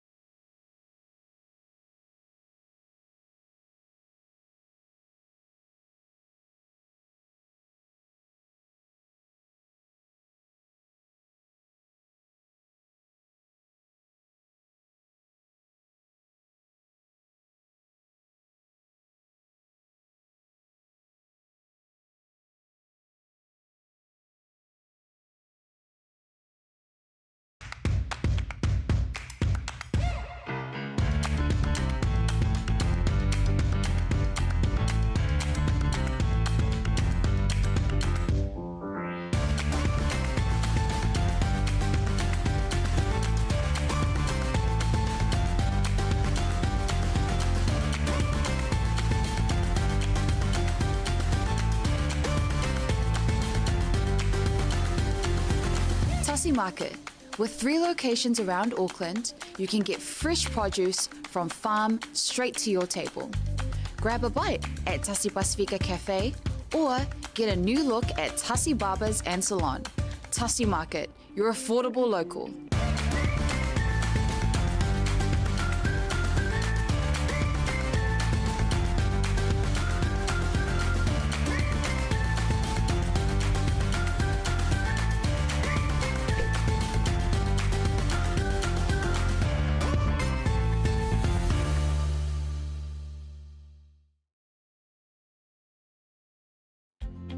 O fia whaatausa whale mo le ulu wa i taimi. O iesau Kiwi Saver, ma e sila whiaina o na i tūlelei. Ai fia maua se whautuanga lelei mo mata upu tau teo ngā tupe, insurance, po o Kiwi Saver foi. Whaafe e so o tai, e au nanga ale Afi Advisors mo se whaatalatala noa. Meli mai i le Facebook Messenger, ale Blue TV, lo suwafa, ma le telefoni mo se whaatalatala noanga, Maanga vaai lo suwafa i se sei mo se telefoni fou o le ituainga o le iPhone. Text i le numera o lualua, ono I vatasi, 5 tasi o fitu, and be in the draw to win the latest iPhone this Christmas. Te mele wati le ua to 5 minute ona tale o le intu la e ono. Tale ono, ia, palalasi maisi ka ko heavyweight I lungo tātou porkalame. O le porkalame mua. E ka kou e pingi ale heavyweight. Ai, o tātou tālia I fo ia le join mai o tātou whairi. O kako ka mai, la mai tātou tala oto mai o Samoa. Ai mai se fo ia au se tālia. Ai, tātou tele yo iai. Au whanga tua le 5 minute le. A whapeo e whafonga mai. O le tangata le sa manu malo I le iPhone fo I le sa tu ina tu le sei ale whaalawi loa le afi Kiwi Saver. Ia, le sa e meli mai tua le Messenger matulanga uma ia malulo ngoa I le sei po le raffle fo lea. E te manu malo ai se iPhone o le nei tausanga. O te fia lai whailo atu. O le ua ia te haule suafa o le tangata. Ua manu malo I le vaenga le o le se ilangi. O wengi e ka mai kia, it's got nothing to do with me. O le se ilava lea. E alu sao ai le company, le tātou sponsors lea o le Afi Insurance. Po o le Kiwi Saver, o la tau lava ia. La tau te whiriwhiri ina le tangata lea ua manu malo. O le swafala lea ua tu ina mai e teau. O te fia whailo atu. O le sunga ia poe ale, o te le lopo ale siopo ale sayo. Yese. Ia, vai, o le pālangi renga ke au mai, ia mana tofo, e vatu o tau suafa o tau umai. Ia, mawhaile me o le sei fo ilele, o le draw. O le tangatala le ua manu malo, o le sunga ia poe ale sio o ale sayo, o le sayo le ka umai. Ia, yese. Awa pela o le te whaafunga mai. Ia, e te su mai nei le ofisa, e se aso le nei vai aso. Mai le iwa I le tae au, a nga I le lua po le toru le audi. Ia, te su mai lava, ia, tau au atu. Ia lo fa mai manga ia ngai mea lo for to sanga fo iPhone o le lau kele lo po le hale iPhone 4 ia alanga e le mfinga va ko ia o se iPhone 1 io la fa pe atu o le iPhone 4 ia so mai se pepa fa maunianga po se tulanga fo le ID driver's license or passport ia ona e saula ia e tau a watu ia mai se pakipaki mo sunga ia e manguia le olanga o e poe o le fatu amai ai le tanto wa whaatalatala noanga lea. Ma le fionga ia whanoti, sama ngā bea, tui vasa na mulo ulu, o ia o se li isu e sui, investigator. Wa le vona nei New Zealand lau mua Wellington, ia pe ono tau whaafonga ia la fo ila ua malanga tui Samoa ni tau sanga wa tuana iatu. Wa fo I tūlanga o tau sa ililinga, e lenga tau whanua, ia suafa, ia tele la fo I o mataupu. E ia fo ile anga va amale to mai o le fo I tamali I o le antunu. A fa apea. Ora o kala le la fa kungi. A fa apea. Ai fa maungia uma vaenga I e saunga I le fionga ia fonki. A fa apea. E sa o uma whatsoever. E te le alu la kuskusinga I lalo. Kasi valu lima o, kasi valu iwa o, kasi valu iwa fa. kasi ongo lim ole tele ole tausanga. Le yai unga o nei wha tūlanga ma wha maunga. Ole au wha inga la ole wha matalanga e tā au wha iai. A wha pēa ngeila, walanga le oto e maile awa no watalia nei, e avele mata upule le wha masinonga mau o lunga, e su e ai. Ia, e le vaenga fo ile o le judiciary review. A wha pēa ngeila, e halu nei wha maunga, ai tali mai fo ngāre wha masingonga. E wha maungia.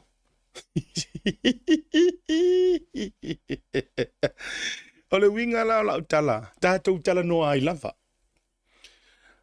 O le a matua toe lulu winga whaavai. Ma toe au talu mai ilunga whaavai. Ma koe lulu e kai peo kala e whaile aba. Fa mai na totoi au vai maunga. Ai sala o na lai tumu maunga.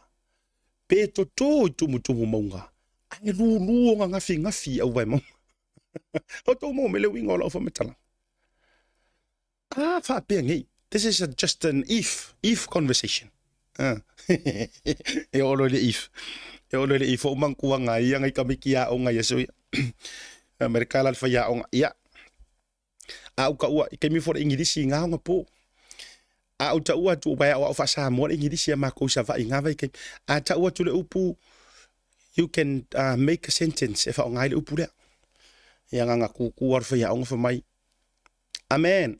Ia lunga le limo isia wari ngai piko i ruma fa mai. I am a man. Ngi kamai kilaiki. I am a man. Ia kuku fa ya onga mai. Keo. Ia lunga limo ke ngi ki poko ngai piko i ruma fa mai. Ia. I am a girl. Kuku arfa ya onga fa mai. If, or if, I said, ke pa, ife ke pa, ya le si fa la iki ngai kua kongi ma de di marka malo, vegi wanga, ai lai pie kau rafiu ma fa, oi, nga kua rungar ka maro mai.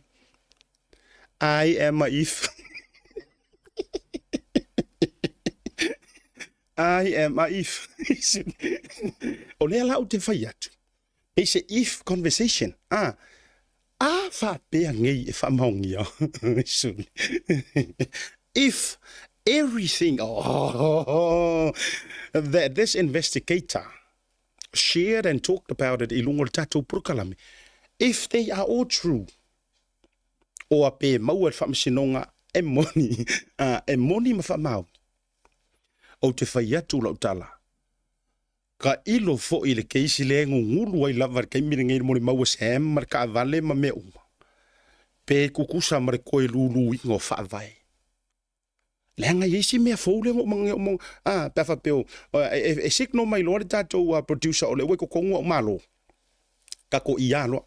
Ai fa peo le fa fonga mai lo sunga tatou fa report mai Samoa mau hunt ia ma le sunga Elvis Moli poto va tu vasa.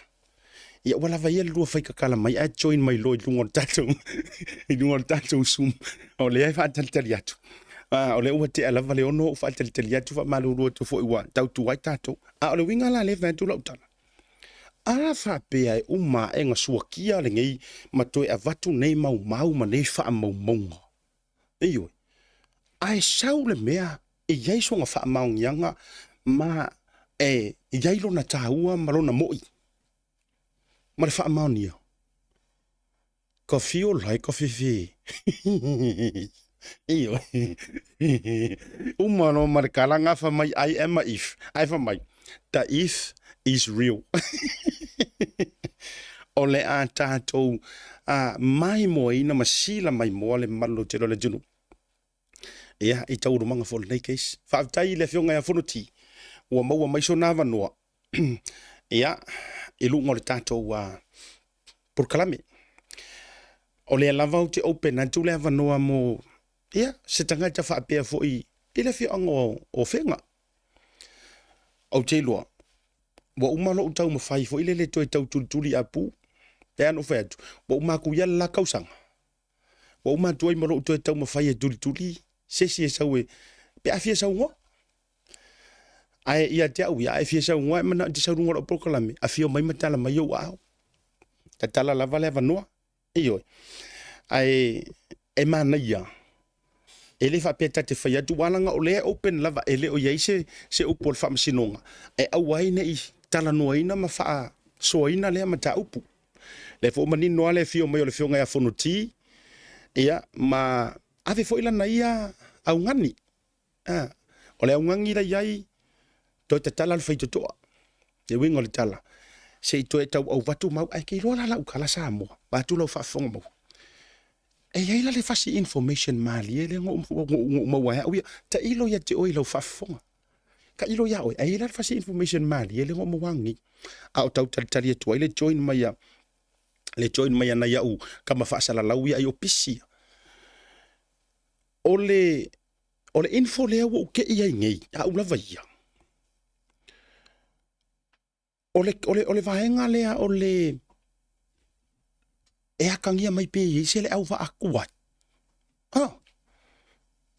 ia ma se le au va a fou le fa to ato ai mai now o upule anginga mai lunga mana tua e fa to a fa maungi a meia ina ua mai le unga fa singonga ma le tulang ole ato toi ai nga ngiang na oni nai vaenga o lo angiangi mai ia tatou tala noai fa pena ai ole to mai tawa to le wailunga le le sumi a tatou a malo ia o te fia failo atu o le ua join mai ia le sunga ia pe ole a sunga ia Elvisa moli le ua join mai lunga o le porkalame ele ni vanga o le fiafi ia a fa pe fo yo le fa fo mai sunga mau ia ole na fa le failo mai sunga ia mau le ua join mai fo ia okay au te fia failo atu o lea ua ta otolua le vasi tele ia a fai tau te tala noa i le masanga pi lua ma le la folonga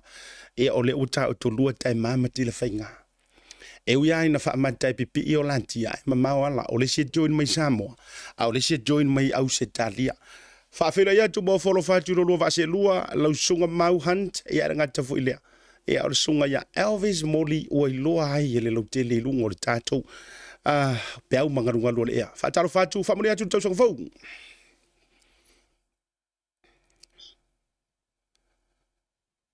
ia sai fo manuia i lau fetalanga asiata ma lor sai fo manuia fo i lau sunga tatou fatono tatou au nanga tau ta ia e fa pe fo le tau au fainga luenga lo fita tuna wa fo i ale tatou ngaluenga amata nei fo tau sanga malo le sai fo manguia ia wa ka ku amak ne ka sanga ia wa pas ia ko ia nga ia ka sanga lua fe maloko ia de la ka ko sabre ia fo nge ka sanga se ka ko sai rim kilo poangi me le nge ka sanga ku rai mai ai fa maro sai fo manguia fa maro fo ile manu mat pa ia la tunu ia pa nga ma wo i lungo ka ko por kalame marka ko Facebook channel ia mala YouTube channel ia sai fo manguia ai le nga ka fo ile fa maro ko ma pa fero ia tu fo ia au ngale tu alo pa va tu ia so se pito Samoa ia mane ia tunu ma lo le sai fo manuia ma langi ma tafi nei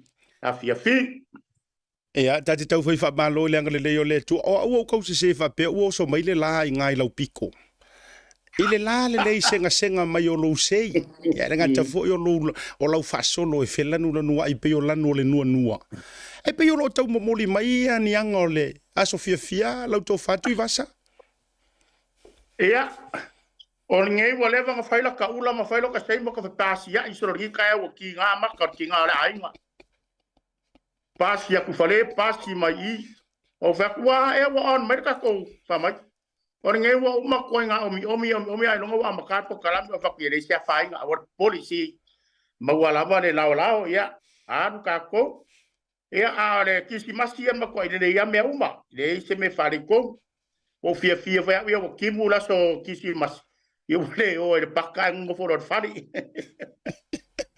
alo lava ia malo fa fitai o le talia le sia tauso o le talia lava le sunga ia mau te lo le na failo mai mau o le join mai le sum ia paulo me te ufatalia tu ai join atu te wa esere sum me join ia ka kama ale te fatalia tu Ia, ai au tali ai le tau so foi po le sunga ia mau mai Samoa. O mai ia aso fia a matamaia ina mai le Kirisimasi ia me se foi o le matanga o le ase mea mana ia na e whaatalitali ma whaafeilo ai ia le tausanga fou a o le afo se mea ua misi ia o e ua umatu ma le la tausanga. Ia, waftai asiat. Ia, o le pau ale mea ngaluku fou e dai fo ia o ki ngaka. Wa kwaianga o mai le ponga whanga wa Yesu. Wa kwaianga o kau susu se ia pa ia re kai minga soifu Amerika kua ri whaola le pepe o whaotanga.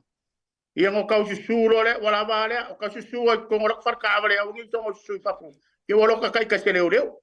A ole makua i maa ngai ala wariki si masi. Wa kimu wa siaka. Le ai se feo i solo marikelo me furu. Ioi. Ea o le kalamari e la.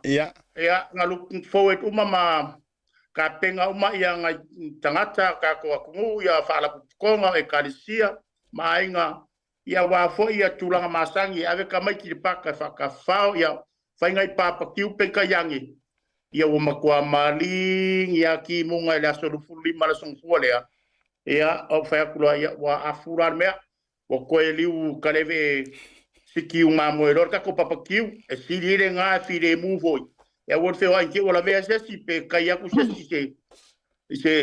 se train o i ta ka mo maulo wa kulo ka pa foi me di ka mo vero passe se ari ale fa ka ko ri fa to mo ya maro se fo manguia e la sunga mau hunt ya malo foi ta wa ai foi kam fai mai ya ke ka mai yo le wa lu wi o lo wa kwai mai wa lu la kwa wi o le ko ki afa wa ko ki uma ya Fatalo fa mo folo fatu i lau. Ya, sau no mau. E o sau nga tu i vasaile. I le train. O mo alo le piko i ko le train. No mo o like ro i ruma le piko i ruma le train. Na le wa mali dio le wa ku piko i ku. Ya. Au te whaafera ia tō le toi titia ready le whainga le leo le set up o tātou camera i lunga i le tātou porukalami. Ia ai ave fo le leila o lau e whaafelo ia toi lau sunga i le pule sili o le tātou taulanga i pia lau sunga mau. E wao langa o lua whaalanginga ngā iwa iai te bile nei. Ia tuina sao mai Samoa i le neivanga fo i o le fiafi. Ma loa fua ai la o maua wha malulua tua tautu ai ka koko ngeki. O ngai whai asi kau o onga. Ai mai se fo i o le whaake i atu au. Te lo foi no lua mai tau mai. Inisio nei information so le tātou whaatala noanga lena te atu ma le fionga ia fono ti. Uio lea. O a mai se o tātou atunu o a mai le tau ia i lau sunga mau a mai se foi o tūlanga o le nei aso ma lava singa. Ia, whaatai mo le avanoa. O le aranga fia o whaina mo se whiloa inga nei tū la fiafi ma lau talenga siata ma le porkalame matango fie o le tautaia. Io e ua longo a ma ua lau i loa. E le ngata o nai whamtalanga maua foi i so se tū le laulang. Mai se lama, le loto i whale o se o tātou atunu nei Samoa. Whawhiloa ia foi le, ia tui sa mau, ia po le, se o whai atu i vasa, o whai maftamai po o lau i loa foi lon swapa. Elvis Moni, o whai tātou mafuta netu la fiafi, whawhiloa ia tu swapa man malo le li whalo i sukuriso. Lau whawsiria siata i le tau Samoa, wai kakarai mai o kua. Sole, e mu ringa foi lau vai mu muia fio inga i le au le o le kau ngai Samoa. O kulanga ka, makango fier kau ngai Samoa, le ai se kulanga hoi le whaapopo le ai ka kou ai pio amakanga o kausanga. E pe ka whaalonga hoi pe yangi mai foi le savini. Ia ngā awero ka kou mafo whao, ora vai kaimi o whaava, makau le anga ai pio ngai loa ai foi. Io ai, e le se me whaapopo le ai, o le wo umanga whaide kalong, o anga pongim kausanga la mtanga tausanga. Le sa whaia le fiafia nati, malo whaalalo. Malo whaavitai tele. Lau sunga mau. Matatu lau whaafsiri runga i lau sunga. Ova ai akuari ia iaka i te pu e mai o lau sunga.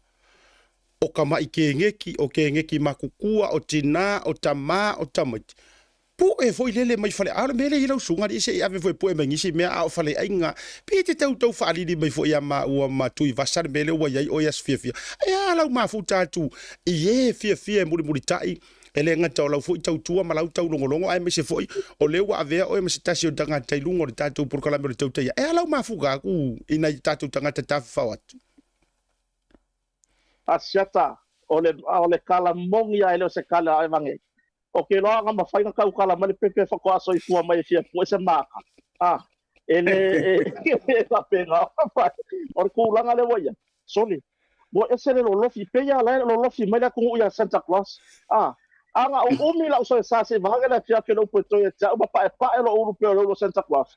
Okay, lo le va kula ukala mole o Santa mo ya. Fa kula ukala. Ele ai mase kupe. E makua I ukala ko kupe le whainga ngau. O le kulanga ai o siriva. Yo ba sira sa ta tulanga lo ese o tatu tulu isa bonei. Ese le matango fie e mo moni. Le nei tula e mo moli atu le nga fa aftai. Ina o tatu ai fa piko au nga fala fa kai I tangata Samoa. O lo malanga le sa malanga mai I vai taini aso fia. E o mai fa moe o uma fa moe nga mai o fa nga matai. O aso fa nau o fa ipoiponga. Yo o te anga o fa poiponga. Yo po fa poiponga ka kala wa me manga le fa mai ngai. Yo ia mo me ma fa manatu ainga. Yo so se fa moe malanga mai e mo mori la fa kai. Wa ko filifilia se o ka ko Isa mongi. E malanga mai ai sa ma ka mai. Yo ai le ngata foi ile. Ya o fa tai fo ya te o to ele I moa se ava noi malanga mai ai sa moa se si mai so tatu tunu. Ai sa la fo mai se ele. Ele ia I se ka sa moa o la papa ngi nai matua asiata. Yo ia o to fa fine o so I la to lo la papa au so se tu ke lope. Sa kuku mai lengo fa kupe. Yo sa milo foi mana po. Ai ia no kala kupe. Nga lu e fe kupe. Ala nga fa la asiata. Alo, aptai. Tu vasa. Sau whaafonga kui re sau ar kākama mai Samoa. O lea sau e ike mai a kongu I whafu. Ma mawhar kākama mai a sufiafia, o lea sau e mai tau re sangisangi whaamanuao o re sungai amau. Maanga kere kau kuar kauso. Ole mea leanga o kau fesiri a kuai.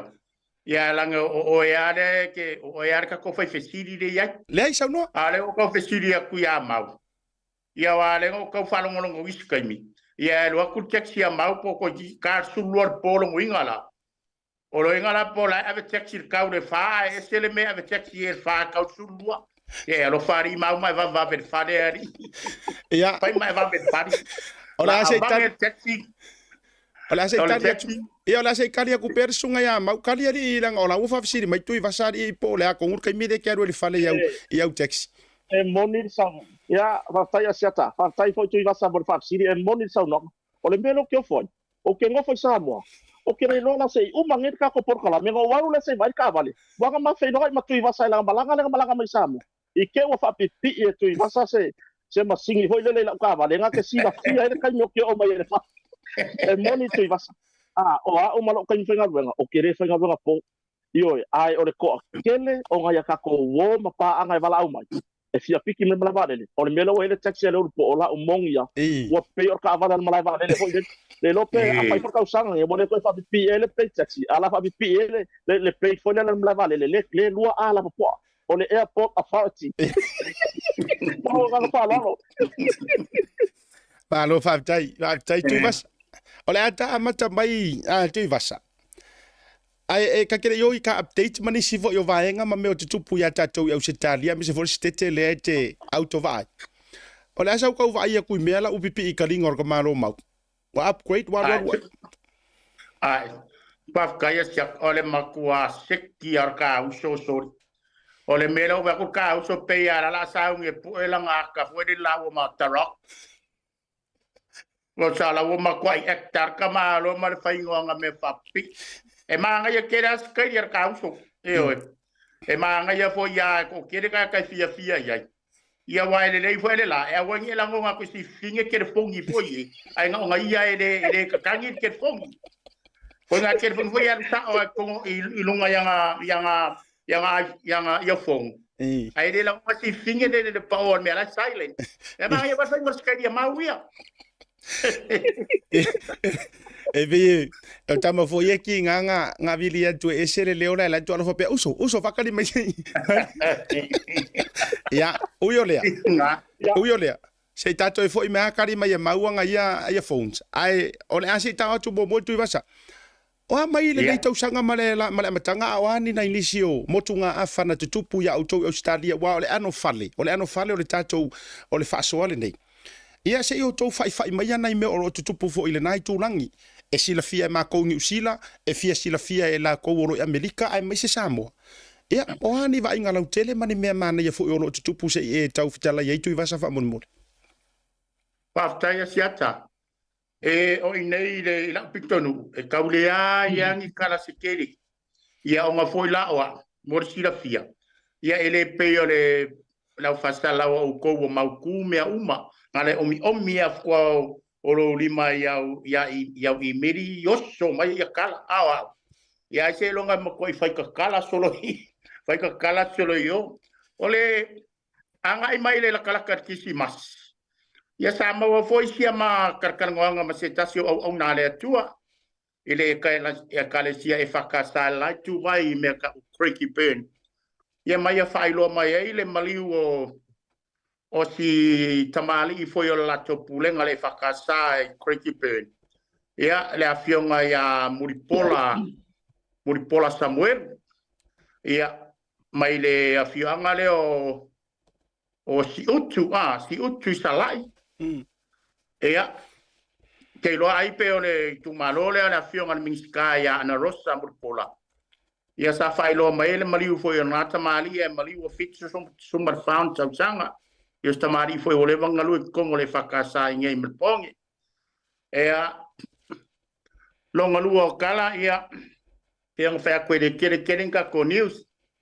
Sa au kamu fai lawa e so ka iaku se so upu fo ile arka ko o whaingalenga le malole.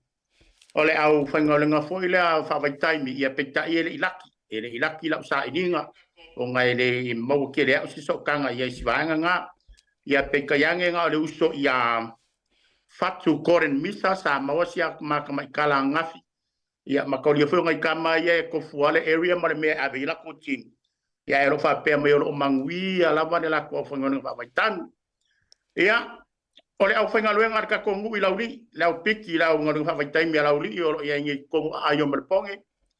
I mea ka o miutura ma mea yanga ka o koele maari riu o yunga isi ka maari I ko wha. Ia sa o whisingia fwere so upu a si vaenga rea. Ia to whae a lalo whau Samsoni e Rome. Ia o ia leo so upu ole au whaingaunga whawhaitaimi ale kakongu I lauri o ia ingi Australia. Ia au mai fo I le kari. Lo manguia mea uma ta ofisingia po ingi whalawelave mangi mea ngisi o ngai kama ma tamaitai o mama ia or kari lava. Ia ele misi lava. Kai vai aso ma ave ngai isi kamari I or kako au whaingaunga whawhaitaimi fo mai. Ia masiaki o koe fo I umare manguia ngai kama ole o tala mai ia o lea ua o le kirisimasi sa Papatoetoe ia nisi o ngaurenga whawhaikaimi I o lako kau ai ngai Australia e o e whai malolonga foi lea I le kirisimasi ia petai o veaso nei ua koe foi umangai kama I o ia lako ngaluenga o le whai ungan masinga nge ia siata ua whai lo me so upu lea ia ko aiva sfuru le au malanga la whai malanga mai Samoa I le whai ungan masinga nge Ea olo ia foi o whaurulunga foi la malanga le ka kumu la ri to fai atu vasa peri ia war saungi mai ole si malanga ia ai wa mawatala wa for ken pisi la ko kai mingi lo fa kele ngar kai mi ka wele vinge le la wele le vinge le fai le wenga mumu le fie ka ko so ta la victa ia ai le ngaka foi le ole si fuala ole ka ole ene sa pelanga le mea ole Elmont ia ni ngor fuala ole fa pepel pingaki le keren ka ko vai le fer su kalaki yo ka mama fola foi le ke vai le ka le ku wele ngor le Elmont ia la body pa Samoa ia a Samoa ora mango fa Samoa ya ora mango kolo o piu ma va fa Samoa le ku nga fola fa pe Aya ala moni fa ele masu fa Samoa ngo ala moni. Paule mea. Ala mangoko le fa ngo fie. Ia or kwa la nga le fa pe pising ela ko pikinga. Ia le story manga ia va fie. O lo manguia o mala fa ngo fa vai kaimi. Ye kaimi ngu lo ka ko la uri ele este me o fa le ton. Ia o se kala fie fo ya le nga maua mai ai. Ia o va nga fo ir ka ia fa me ki munga kirisimasi ia. Wale o angi papa kiu sa ka penga ingi sio o mafkanga me kalisia mainga ia wale o ngore malingi o ki munga ia o mele sole ai malingi a ki munga ia e laki ele o ngi ele sia fa le ngi me fa penga Malo. ia e kongunga o lo a foi ngei o lo fa maku mai la va ka wa ngei malponge ia sa ngi ki munga ke kele o ngei masinga ia kalisia ia ai manga ia for ki mu se fa su ele ia fa malu wele vela ia mera nga ia a o mai ar kimu ia ole failo nga luenga le ma ko le fainga le ngai fafu ia fa ka unga luenga fa ka ka se mo se la fie ia pe o singa ka mai am te nga ia ka ko ngai matponge la to fa sia ta pe fa ia ko ele kele Malo. ia o lo ko ia o ia le o ka ka fa kala ia ka fa kala wa e ta poroti ki ati a fa tala ai dai la o la kasi ti a fa tala Alo, malo fa tai o te toi fo ia tu. O te toi fo ia tu va sai a joela ngai se o fa fsili a wata to me le pone ai se o se o fa sanga i Samoa. E lau sunga mau ia se o vai ku ai so ia ngai le pole ke ngor e ke lo e ke sira fia ko ngor i fa Samoa nga le Almond le arka kam. Ia ma se a beni tata lau to po ani me o tupu a vai nga fo yo le nei to sanga fo. Ia Paftai le avanoa asiata. Paftai po ina itala o va pronta pena ina ele deo po ia Mr. Molly ia po Elvis Molly ia wo long ai ma lawi lo i se tato no Samoa o Mr. Molly no foi Australia ai ma kwa i long ai Samoa ngai le swap o Mr. Molly io ia okay lo o le fai un ka po kala me la ava ko ile ngwa sa o le la auga ai o la ka ko kala ngai ngai maka ubu fo yo o lo fa peonga o nga yai kong skoku mai le pasa au ngia ku Christmas se yo o mai la makanga ngi kausaka io mai le pasa ngi ku Christmas se yo o mai le masina ne ya no wi lam tanga sanga de kolu ama diu sa fa ma winga io o se kala la ka mai le matanga luengo malo mare kolu anga ma diu sa fa ma winga io ai pe kai se yo o mu ma diu ya a le la fa ke aku ma diu ya kolu pe o fa ku le sa fa ma winga le ia le maliu le o si a fo ngai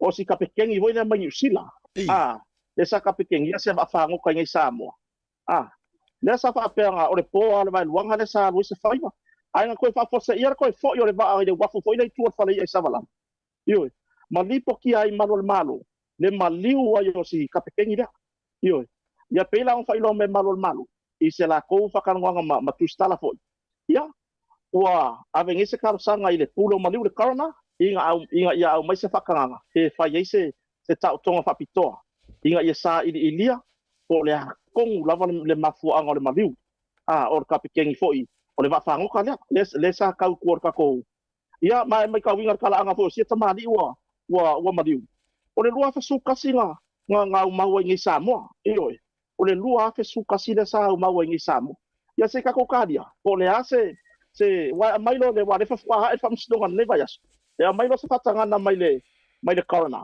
ia longo winga ia o le ngala mo mai foi po le akong ele fa ku sa kala kai mingi a mea sa fa se fa o ngalima ele fa fa pe a mea sa pule le la se tu lo se o kako kadia le kuranga o se nga a malo ia a mai se fa kanga mai le pule maliu ia por fa msdonga le corona o le si maliu le sa fa pe le maliu longa lua o se li itala vo luas fulong tausanga ya sa fa pe ona hule soifua se tu lo lava nei fiafi ile fa fonga ana fo ya le malo se tatu tunu luas fulong tausanga o si kaule po le atari foi sa fa pe ona fa mawina le pulo le ola mai le moteli sala fati io ya le foi la kadia se ka o konga fa pikoilo fo me fa pengi ile se su enga lava ya tu la fono ele ma fainga nga fai me fa longo le opu sa pule le ola e fai persos wena po le lava po le kongu lava le fa moi ale le mafu anga nga ma so fu ia marka ko maliu la le ai fai Christmas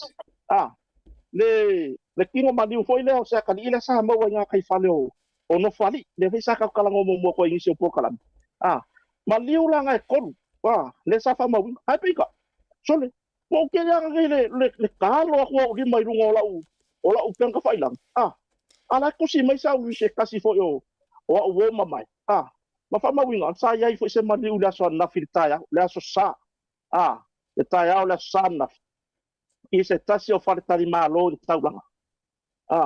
I se ripoki la mai se uso lea i de ka ura swafa. Po se kako usui fo i wha moi inga. Mga mai ka winga. Ole pailaki ole a hoinga ole va hoile ole va lele hoile ole veteran Australia. Sa va peonga maua i kongo le poko whakan mālo ka ulanga la le ka ura le o se ka mamuru mai le fo i mtanga leo le ako anga lako ripoko. Ai ole pailaki ole va lele le veteran Australia. Le sa maua i kongo se poko whakan mālo taulanga. Ia, mo maliu. Ia, kulanga ngari. Lea la, pe foi le va ko fa mai senga ia inga foi ila ko mai maru soifua. Pe ila ava ngoa ye lua le kilo i. Mo la foi se fina ngalo Elvis Mod. Ava ngoa ye lua le ke vai le la ava ngoa mo ka sanga ni. Ka pe kengi mo va, ma le pai lakki va le. Yo, ava mai senga mo inga ila toa, fa pe foi mai maru soifua po le lava le itu ainga fala lavi mai maru soifua si ka ko ka dia. Wa fam snonga e fam ku ua mai le mafu ang kongu ole o ia fala lave man mai mau e soifua yo le sika ko kala man tanga leo aseta ko se fulu mon kopo malo sa ile os inga las froile li kula lu ile ugi I malifa ya wa sa va peonga ka fia mai ai ko se fulu vanu se fulu fali makamai ka ko fa se fulu fali I makamai kai ko fa sa fa peonga ka fia mai le ile os fa inga la malo I malifa ile as fa roilen ti angai ile lua le ya o me yang fa peonga ma winga sa fa peonga 6 men tanga duanga pe fa peonga onga au mai tanga duanga fa imo yanga ma fa isu e ye fa la fa sai no aisa o me o kupe o la au malosi po fana se tulo mo me o tutau ia ma me o masingi foi nga electronics e ye telefoni o laptop ia e sa wai makama foi nga o mo me o bluetooth speaker ia ko ki ka se ko mo bluetooth face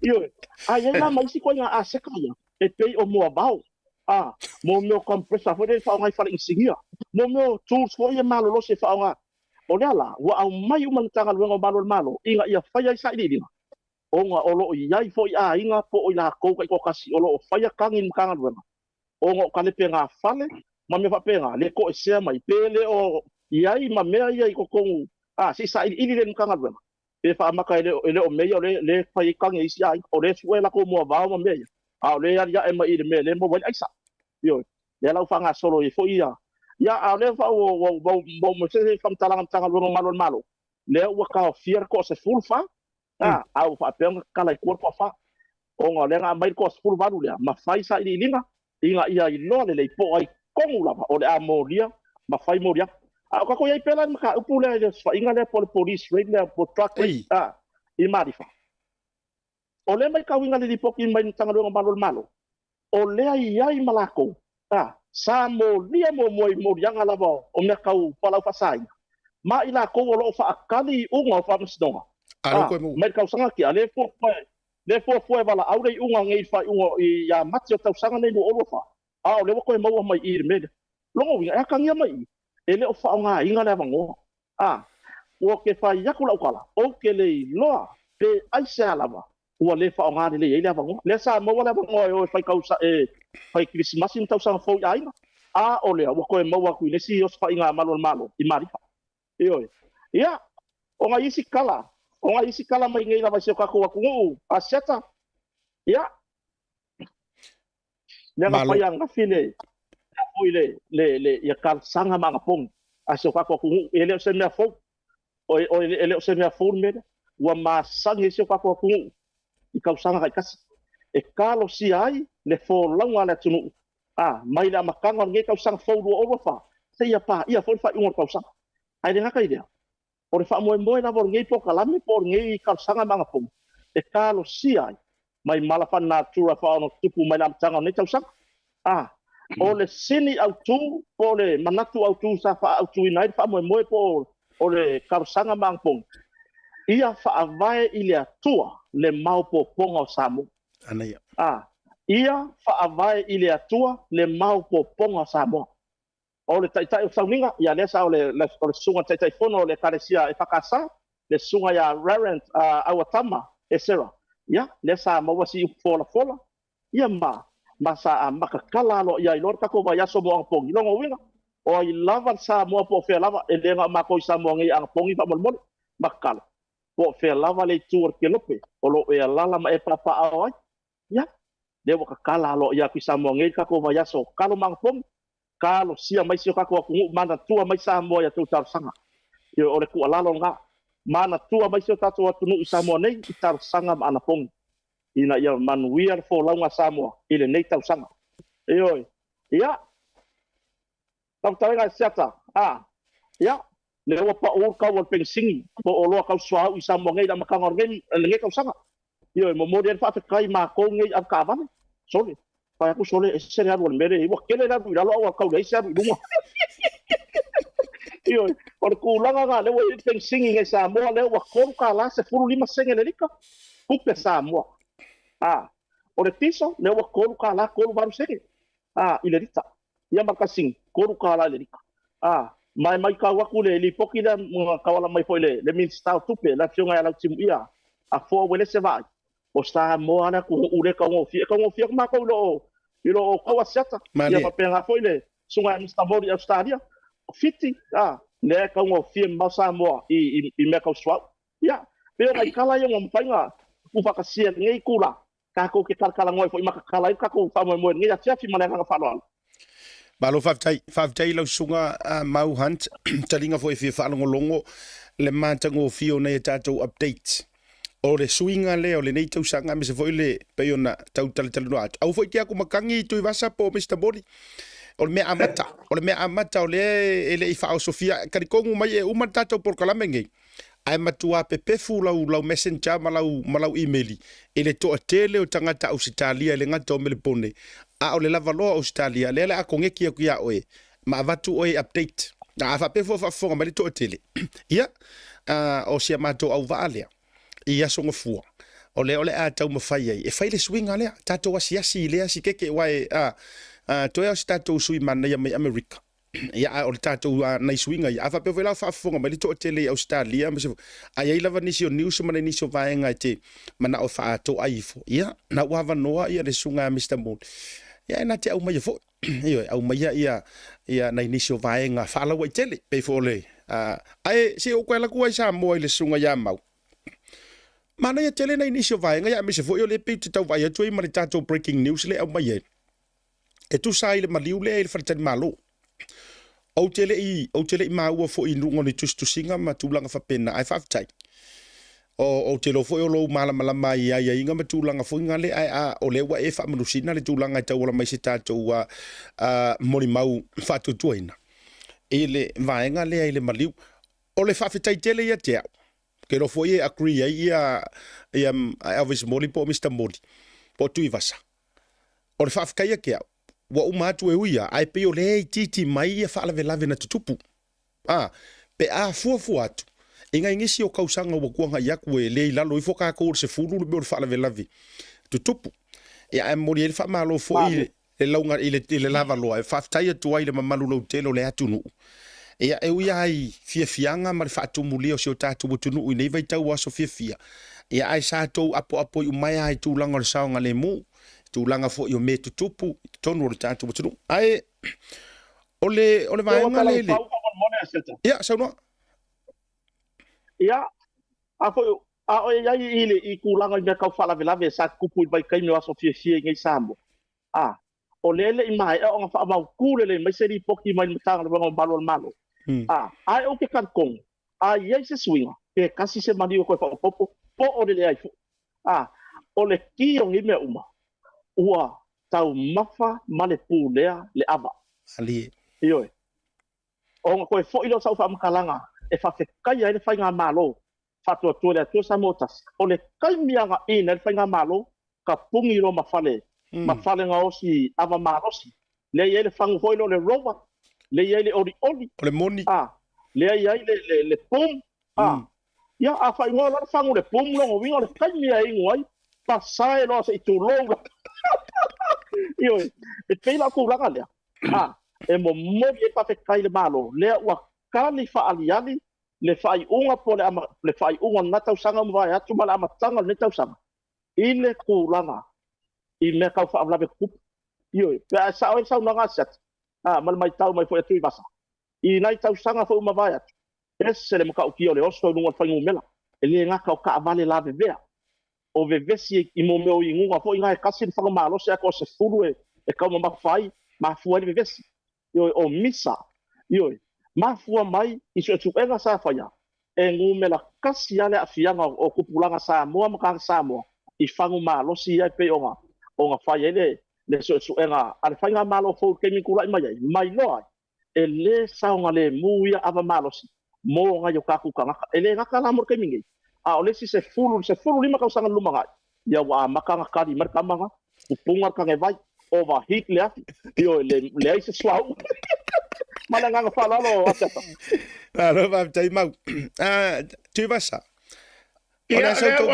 Ola so to mai to wa Wale ba ngai lunga lo kalima ka ngai mai ya so ngo tu vas Wale ba ngai lunga lo kalima re alu wa o lua ya se kala mai fai ma ku mai sa va ngoi la fa la vea e mai ma fa la vea ta ku mea ole me na ke ka wa vai a koi fo I se kala inga ma sa ngwa ole me ole fa la vele ku ma sa fa kai lo so ya mau mo ke le wa news ye wa ka ko I Samoa e fai ngo fie ia e fai ngo fie ia ngai la kulo le ku ma fa la vele I le vai nganga fai ku lo ka vari Ai e sai di la ul pai pa ma ko nge Oscaria ai la quale so ai spalang il cover spalang il qua sa ngai ku wa ki ku lo ia go me lo mare lo ka fu o ia o la fai kanga ka ko me a le mere o fa lo ngo kwenye I ro ka we ma hanle maliu fo yo sia kamali I fa pe ol pai la ki ol vade le so le ma ia la ri le ma o sia news fo wa ia le mere o fa sa ngo ia mau e maua mavango o fa le ai la malie mai lo sunga mau adu e vale le or pai la ke le va e side ke le va angu ko mo singa me ka au la kiki au lunga va ke ia nga pa ia no retreat no surrender tu vas ça ola ufa facilitate la ola ufa facilitate ola asa ufa fonga tu le news le au mai Samoa I le tulanga le a o le sfainga langa no mata tu nisi o live nisi fo ia pe ia official leo na la to mai ia na mai le isi o nang se fulu valu ila to na molia oina na maua po eina su fali ai fa kama ka ie filo ai e o le I o le ai develop le fainga o le a o le mela le wa inka le siela u faita la tua u ia la upiko o le pe mo e failo mersunga ya mau o lea to e maua I mangiso I la kou e le ngaka whaako aka ka peo laena te tala mai tua ia inga o nisi fo I o lo ta lia la to wa cases I mata upu la whapene a o lea wako e maua kusa o le wako e tapo akule mea e le ila ua mea le unga mua o lea se la ngona I lea to inga whainga whape ai me se pe wa kukupu whaafi a Samoa le mea lea o le tripo ako morianga aringa I lava fa akali le si morianga I tasi fa mata o mauangi le songa o ngi le songa ngai mea fa kaya siak ole por kulanga la we ka ko ngula ko mai ka ko isi o ka ko ku wa ko kele la le fie nga dului a ma ka menga sa ka ole upule ole makiva e nga lu ye mo mer ka pa ye mar ka ngo fo pe ka yangi nga e mai role ai sai ko ka ko kele la fie fa ko nga le ma e fa ko nga le nga lo join nama ia vavela usela ai kupele lelo ko kongi o le ala fie yanga ia kanga ka de ko nga luenga fie manga ya a me lo ko yo ko kia pula mo ko fe ma de wa kele kari mai nga ai pi manga ia ai salvavi yo le mera le kupungi ele nga wa ko lo so fa nga le ia mawai ia mo lo menga wo man ma lo sur kupera pe ia ai olo ai ore ka nga malala e fa o mai la ko pe por kari akula nga o makua I le ko fie ka yo fing manga o manga ya si mero fa ka waisa el lenga ku pelele do fa lo ko manga ya ke le la u sia mo pe akele o ka fa ka wi la waisa pero le menga o le ko ke pe ka o malof mo ulu kangaka le kula fongo ia pe ola uia kau mai kau nga ia ina mere kupu mai sio ka ko kungu Malo. male fa ro kele la vasiata Malo faftai lo finangalo a tuivasa a mau ete io ina le finangalo le tuivasa fa mato se tasile o fa ma ite wa fuai le sa sau fa afio le fa inga tono sio tanto watunu ia faftai fo finangalo fa dio o tuivasa faftai a siata mo fa sili o kulanga mongi ale ia a fuai le ka dio li onga po o kangaka o loa fia I mea nge o ka o trucks po ia ka ko avia de upu fai ngo fia o aisa po falau fasai a fuai kangaka ye ko ko le li o le a mawangi kangaka fo ka usanga pe nga se ko di manga I ko se fu o kangaka nge ko mo la le li o le ma mo lia ia a ko fa sa o mai on tanga ngo malo malo pe fa pe o mai bom o kangaka lava nge a mo lia mai la so I mea aya fa ile ko va aya ile ngo ilungo o reida leo ma mos fa inga malo pe a fai wa maliu se tu lo lava ai ki nga lava ma kua e ke maua ala ko swafa I os fa inga leo fe ka wa inga mai le ku ma kua e sa o tu vasa o sa mo ska ma ya ku hua o ke ngo fo ya pia u lo me la ku pu mai le ile fa si usti ungo sala fa io mo o lo aku le me la ku pu mai amlik sa mo o ngole e va pia se ka ko ku o le kulanga la le ia mali o le kulanga mongi e la I kiki ale le a fai o kangaka li kongo le mengi ai o a maua se fa poponga ka usanga o kangaka involved le mengi o ka fala fa sai e lima ko se fulun ka fo ka usanga io a fua kula ia o le e ko maua ko le fa inga malo I mali fa isi o ina ko o lo ka lia o lo ka kala I ko ia inga e ka dia ile lau le afange ko fa wa wingo la kum ka upuru mo fam snova o isi o le wa umanga lawi unga maua la va ngoa le fa pui pui ai wa la kala mo ya le ko fa ilo maua la va ngoa le fa pui pui ai fa no fo va ai pe fia ma singa le wa mai fam snova e fa ngo fo va ai inga ia awangi ko so diskula fo ko ma o le ongo ma singa pe sulu ma singa wa mai fam snova ai pe kai o pe ya sumalia fo ngana e sa le sa no nga fo ya Mr. Mod or kulanga le ye pe o fai malako ngal wenga o fai malako ngal wenga masa o le manga nga o palaki ngi ma ko kor kalo ko kor kamu ia ai ngai lo le lo po isi me yo pro ke ki wa ye mo va nga ave le pro ke ki isi ku malo le mo wa mai mo va I le me nga no fai nga io o va ko le malo me ai o ngai lo le lo pe lo ko ave e fa ka wa fa la fa sai ngol ai moila ia pe se kalia kula ko ai la ma so manatu fa popo isi maka upu la vale I lo ka ko o le so enga a malo pe fa mo le kan e au mai ma fa sno I la uia va ai fa le ma fa ma la kilo nga o lava asiata ma Elvis Mod o le kule fa le ko la wa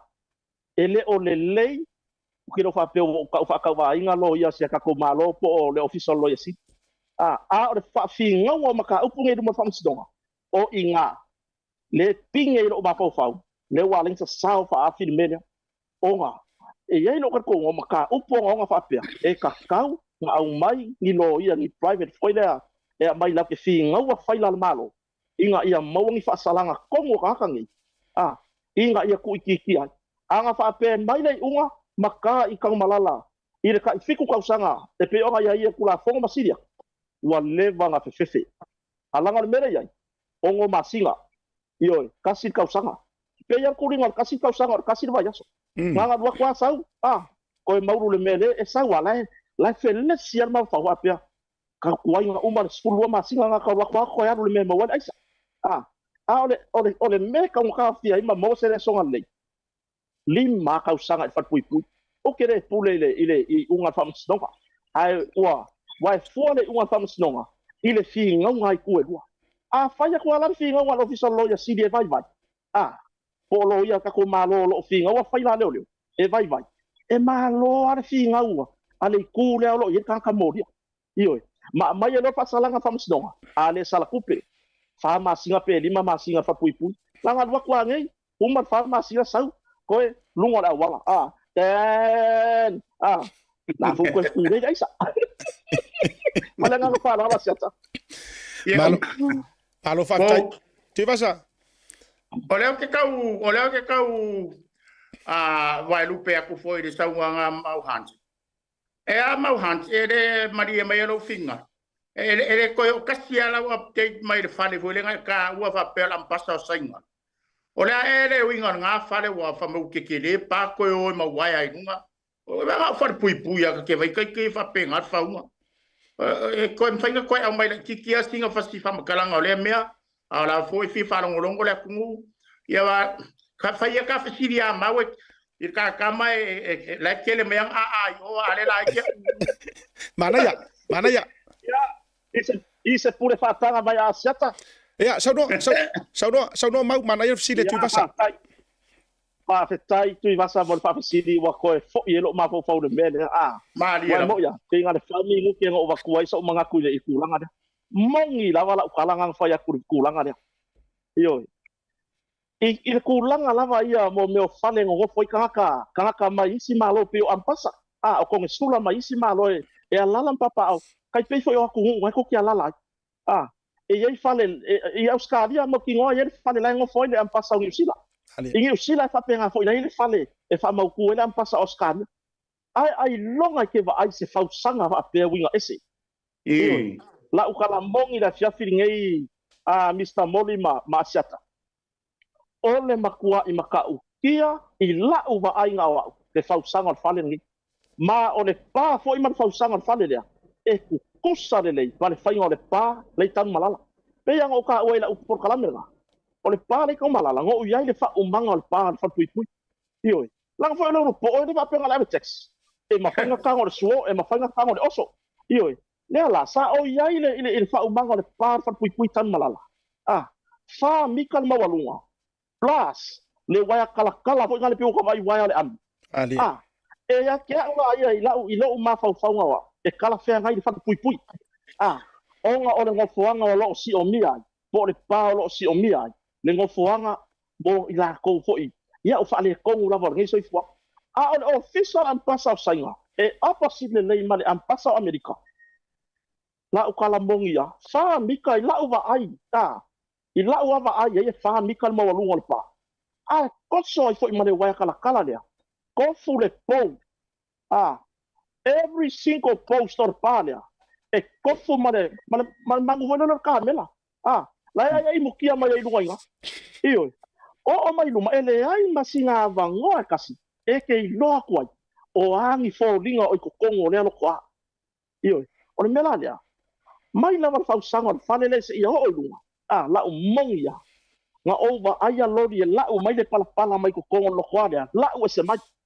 la o mai ko kongo lo kwale am po ngo fuanga de fa le lampasa sa la o se mai pala o fe si o nga luanga o mai fai po fa le fo fai e la o ko pala mai fafo pa e la ko kongo fa vai fa le mele over aya mai amakanga wa fai la kala pinga la kala e kai minga luenga la official lampasa sa kai minga la fo ko walu ngu mela nga luenga se kasi fo o fingi sa fai lunga malolo le le la ke pasimo mai kau e la mai pala ko loko e la fafo ai ke lo po fe la mai pala o le me fa kulanga me o ma fa o lai eli ese mai pala ma la mai fafo lai eli ese mai pala ma la mai fafo ya o ngai le yang sexy wa ba ai ko kongo le fa ngore fa ai kongo o yang ngai ka Samoa o ngalu ai pele ai foi longo winga e pongi sa ka ko ka Samoa o le ale mele le fai kong I mali ma nga fa malo fa ta mo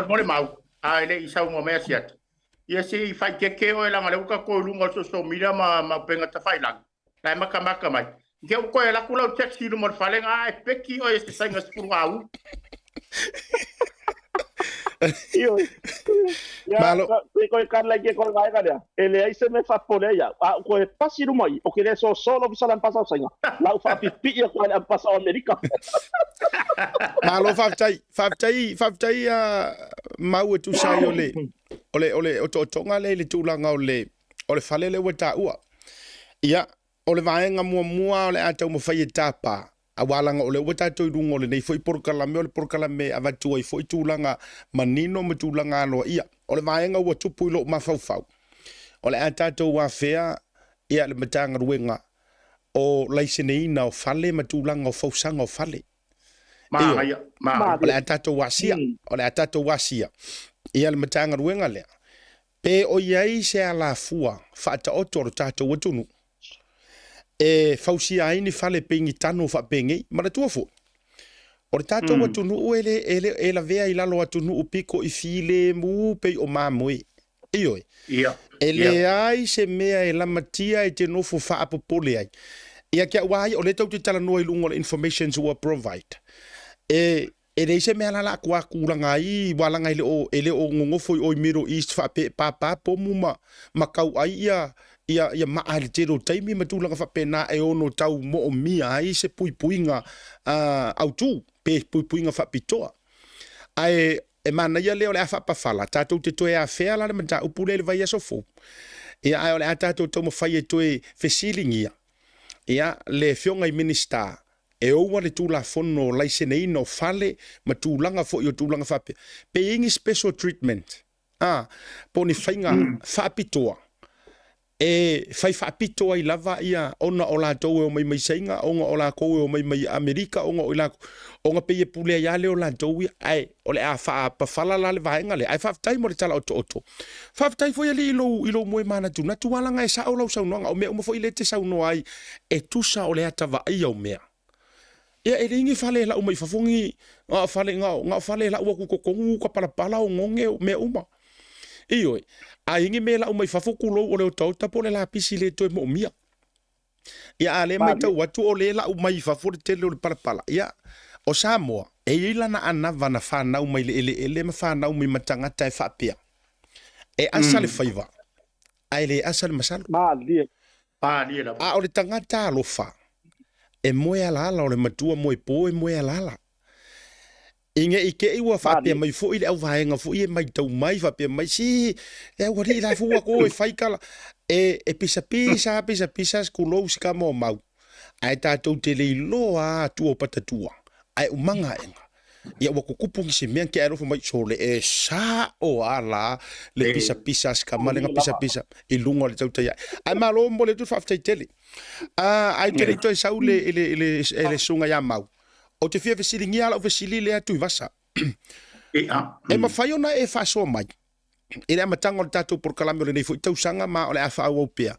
O lea te e papa au pe te alala i me le pone au sitalia. O lea se fautuanga e ke au mai mo i lantou o lea e auto va atu e fia no nofo mau i me le pone au sitalia. E se mai met, ai o lea se fautuanga le lei o me le ponge o se skeke e sao ngale mo ainga tau amata, o le aso na vainga i tūlanga o onga, o le ase sao o tūlanga i mea tutupu ma, nei vaenga whapena i tau vali ai ni fina ngalo i latou e o loo fuafua e malangantu e avea me le pone ma o latou whaasino manga i se taimi e le o toe mamau. Whaftai a siata. O le fesiri e maanga ia kere whakupu mangaku. Le la amakakula le sipiko le ia whamamala mai la whamtalanga. Mo i la kou lo fou mai kongo Australia po so se mea lava po fersike ke Australia e lo fou mai ai. O ingei marponge. E fai asi mea mo si mea fuena le mo le kau whao soso i mo mea ia mea kau Campbell. Mana ia. Sa wai la le ngari fo le lei New Zealand fa kainga wa ka ko ui ma New Zealand ko keri. Fa pela o ru le ngari ke ru fia le mero le campo nga New Zealand. Ire a ngala o nge. E ai la. Le lo ko fo ya kusi ai nga maukula ko pisingisi. Nga par casino alu uma farfakau alu ma mea uma. Ya ko roi o New Zealand fa kala fa mai le nga yo ska di. Ano pumongia o le kafe nge le meri marswasus. O mea kau kamakia nga siata mamau. Iko kongo skari e makua ikea e maro skari e meo kau kamakia. Ora kai mea kau maror ka nga kau wa wa ngofo mau New Zealand ma me fa penga e va ve ia nga mau kupe ar malo e support ngai ka mai kim fanga wa onga e le kele le lu manga ile ngai man pongi pe afai ai e ke sau ke ro fai de olanga a sau no for ka ka se ia or kala ke wo fai mai ele auskaria ia o ia la nga ma fun ko fo ora fa kuanga mo ila ko fo mai ko man pongi o mai Afi mai kala mai a ole ye manguia ngi auskaria ole meore nga wenga le ngi ole fasala lau solo lu street ia vango fenga luenga ya me kau le pai le manga mia so waka mai fo ya le a o le trader po fa pe o e lo poco fa picoa le ai o mere i wa fa sala lau la va vango wa kel le nga luenga ngi ia o fa ka mala ka ke ma sa le me e so nga luenga pasika ia ke ia ko o fa mai fa le ku ngi a ngi e nga ke ngi e makwa look after vai auskaria ia ka mai mea kau whanga wa onga. E ole mea siri kilo ia. Ia o se karia kure kusai marangei vai kau e kusai mo ila kuro fau mai o la kou sa ngei ia. Oro ngei lumanga i manguia. Pe pai ngā ruenga lavar ka mapor ki ngā e ma war tele ia ka mai ki le afia. Ele afia for kupele a mera malo ka mai ki le ka mongia la fa fonga mera kuo sa moringi skari. Ka mai lo a palos karia o lo o centraling me fai me ka mai ki e mua kupe ka mai ki skaria. Arka ka makua ia su ele nga duenga fakar kadire le umi a kori umi nge entai cho penkliki. Ia wa mele ia riska ka nga ma penkliki ke era u fa mai vai ari mako fenga lung ai le wa unka ia a sia ia nga a oso e winga kusai fo i mar fa sidi mai ale to fa ya siata malo fa tu vasa ai le fa ola sidi muri le lau pito na o walule Samoa e fa mai a mai fo walanga ele aru maka ko New Zealand nge fia ngai ko fa por fo mo le lava ya so ni si be fo a lau fa sidi o ame le tulang ala le tulanga le yurungari fo e o atu o fe alo fani malelei o le ase tau vavainga le tulanga o le toe vala yo na yurungali i ma toe te ai o kaumo o le ase se fautuanga le na vaenga o tu sa fikai po le asiata faftai a fikai po le lua fe mal iva lua fe mal iva ioe po lua fe mal valu no kau manga ngaku ye wa sa mai no ngali mai New Zealand mai ngofo ngei e mai la ngei o vestia mo le merkele le avango fo le taxi driver ngei ngei Australia o lungala i Brisbane ku pol media ngalo le ka malo fa ngani taxi kau siro ai pe ka yangi ia wa 554 ile ngalo ngal ka malo yo sele mela ai le vai ia o le mela wa ku ea wa ia maua lo sifa finge ia wa fi wo sifa finge fai wa ma ia taxi ka ngak ia e mo folo ia wa sel mea lenga ku po ke lo pen ko fa lo ma se kala le kaiminga len ku po lo fa lave fa sio ke lo ele uso le ia e ka fa sio ki sion ko lo e sa fa finge fa ri ma lo uso le fa sio ki ma ka me ke koko ole winga kala ole mea nga le kupua i o mai loa ngei vai aku fingi por kamaloa ringa ruenga lai maanga ia mai. Ia o soloa makua i ngā mawhauwhaunga fo i ia ma mea e whaare lelong ma vau pinga e sila fia to whae asiata i oi sa whainga ringa whai kongo wharpui pui. Ia pe ta kiuke fo i kaimi o wharpui pui o kamai kai. Ia a ke ua whao so fo i ngā ia se kamai kai panka. Ia mase sea ia re kusar kar whakai kai i whai era kama siaka ngame. Alu ngala kala. A sau ingei a se fo i whasolo ngala por kalame. Ia wa ke ia ra ia leo. O whare kongole lua ngari. Ia ke are o whai fuanga i kamai ki alum whangau. Ia peore o mea ngare kupungei. Ia o sa uia ngā kilo ia le mere kupungei. E ala lava nga vivesi a inga ma kau ma vai ese ma ke ar ka ma markinga. Ma maua lo er ka ma loa ia le se legi ma wai loa foi de le alu street. Ia ke era o se lo molonga ma fau fau. ia mfare kongo sia la ngari ale mea ia aka ko anga le loku sia ko anga le loku ma fa ko kuai le kua ai pe tau lili fai mene o ave taxi a o sa ngale lo sa no Ele ai lo Samoa le lo ave taxi a Samoa le o Samoa le ia mau ia wai o mau ia le ia a pe o ingei a ke lo wa ia ke wa ise si kai mi e kupo e você me va penga ave taxi a Samoa ia o Samoa ka ia le fide sa wa ingei me ia valo vaptai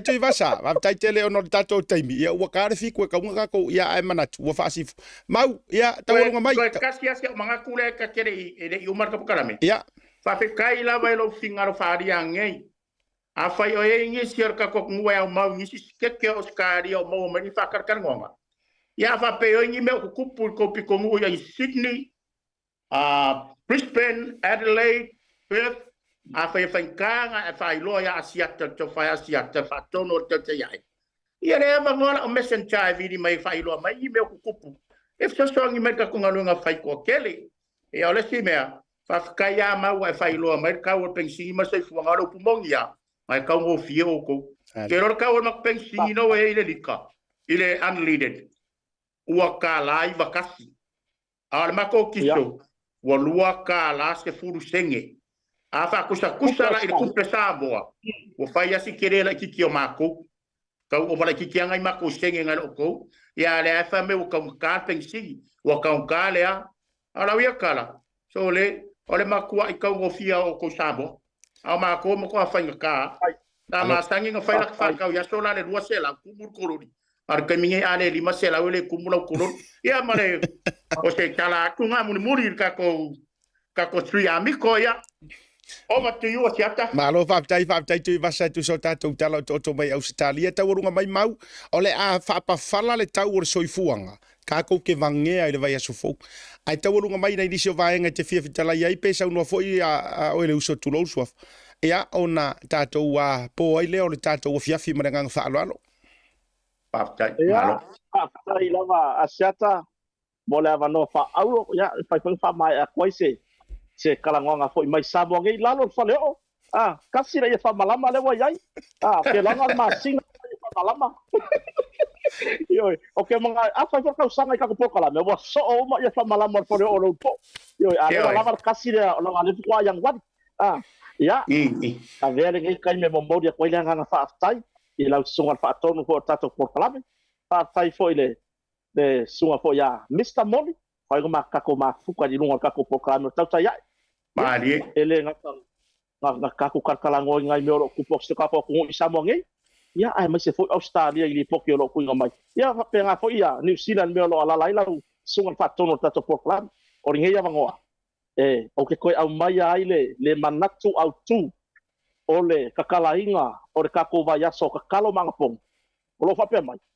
Ia whaavae I le atua le mau poponga o Samoa. Ia whaavae I le atua le mau poponga o Samoa. Ioi, Samoa ioi, ia, le wa maka tausanga. Ioi, auangi o kako koe mangaku, ingi meo le lua orua kolu. Ioi, ia kako o mai, kako puwakas, kako lango. E pei fo o ngā ere sauanga ka mai kai pāle mia. Ilanga sauanga wha manguia mo kausang fau, lua orua wha. O loo lau alunga I langa sauanga o mai kako ngaru rue whakas a wase manguia mo kako malava Samoa ioi mo koe a mai aere manatu au tūl na ole kalainga o kako vai aso mo karusanga mga pong e whai a koe whaise mga koe whai ue kako pokalam ioi o kou o loo fia lava e kongkongi maama kuia o maia kako vaa e kasi ia a sae ar kako vaa sae ar kako iai umai kong Ngalunga le simor mangui ores. Ai awangi o kako koe ola leo langa o kau kongkongi mamai. Ia, awa ere kei me mua ilo wa au. Sa ea feo ki whakasia ia. Ia, o kulanga nga. Ai, nge ya fiafi. Mo mori nga nga whaaftai. Ia, mo rua vai mai mea ka haupi a kuia karinga ropo. Ia, o mea whinga wha mea alofa man. E se kasi foi o wore sunga ia. Ia, se o wore foi o pokalame tauta ia. Ia lau pā portalo. Ia, e marso sangi foi a lance. Yo, le wa mai meia e fa mo nga ar poka lame la batata ya e fa nga longa winga ile fa nga ngisi po kala me ese po kala me ro po io a ngia fiafi a siata Mr. Moni male mamano le tunu un panta to fata si lunga tato proclame o tauta ya le amatanga ne tausanga ya mo moni ya fa mangyanga ka sang fo le atua manuia ya fo tu sa so tato manuia amata mai tai so tato malo a ta mai tai palemia le sui palemia marka penet le fonga feta lion mota male palemene Samoa ai mai se fam sno fam sino sili male mambaru fam sno io ya ai nga ka foi dia ele ma fain fa ka lo inga la inga salevi io manga ya ka ku ma yo tato ma tua o lo sa ili manuia wase manuia Samoa e ala tar sang ile au marpo ka ko kire lo kwar ka lo ka banga io ale mo wa ka ko fa manguia io ya mai la lo fa leo ya ke ngai ma se to lo ma se ma fa nau mo mo dia ko lo fa e ka wala ko proclame to ya i wo malava ma fa anga fa ma ka mai i luang ta ko proclame a ma ka ngai ka sa ya fa so fo ya Alo fa tele te o le uso tu lo lo tu te tele mai tu te ulangi. Ia fa tai mo tanto proclame a mata le nei tu sanga o vai atu le to tele o ila to o lo se sangi fa manuao le ngato lungo le Facebook o lungo le YouTube live. To a tele o tangata le ua tali sa paia le amatanga le nei tu sanga ai mesela. O nei swinga fo ia o le tato wasonga fua la vaia. Ia o le ua fa vanga vanga. Mo le tātou tauta iai around the world. Po le tātou tāmiru sanga i le lalolangi o fea o iai le saili ngā māloa Samoa. Ea, maua le avanoa. Ea, e mai oto ai fo ima. Tala wha auto mai ele fini ngalo. Ea, o nei e tātou tama whanau. E yang o whea ku foi. O le pokala mele nei. Oa, e wha tāua ia. Ea, tangata iso skanga kalawa. Ea, ioe, le ala ua filifili ai ia sunga ia mau. Hunt, whaafitai fo i le tautua ma le longo pui ali. Ia, mai moli mau lava fo i tūlanga o lau tāmiru sanga ma lau tautua ia Samoa. Whaafitai tele. Ia tātou talau tōtua me se fo vahenga e whaalau tele rungo tātou prokalame. Ngā tei lea tui vasa whaafitai tele. O kei loa umorol prokalame ngai. Ora makua pisia o e malau laptop, malau telefoni. Tūlanga fo niso le afso o ta iatu le mamalu le aturu. Ai o le afa pau il tātou whaatarataranoanga. A lofa tele mo o lua le uso tātou atu tātou malolonga lea. A foi mai. Ia ona taua lunga lea o le porkalame. I le nei vaenga o le fiafi ai mo tātou le uso. Ia ma le tātou fo i vaase toru. Whaatou whaatu mo le dei teimi. Me toi whaamanu i atu le tausanga fo i orua ainga. Ma le nganga whaaloalo whaafitai. Soifua ia asiata. Whaaseifua. Ia, tātou atu le malolonga. A foi mai. Ia, sisi le kakou. Foi ma sisi a kakou ofi. Wha e utoro tātou wā. Tauta ia e le alofo le tua.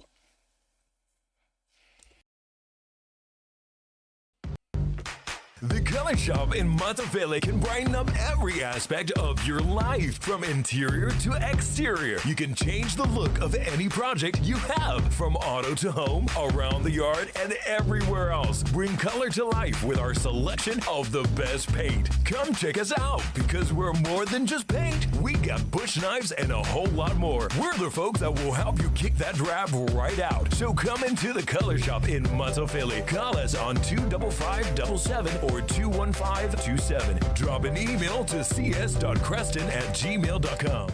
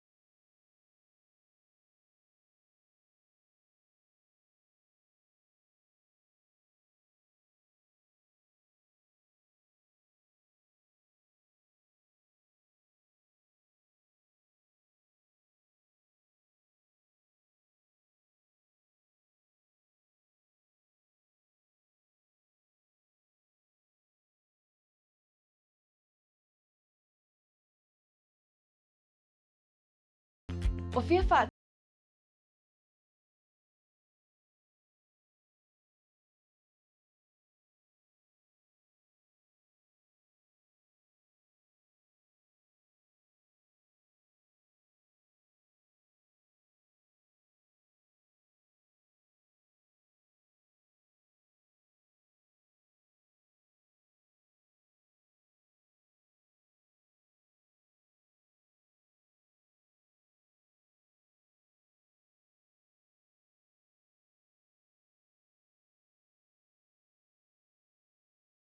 Tasi o Fitu and be in the draw to win the latest iPhone this Christmas.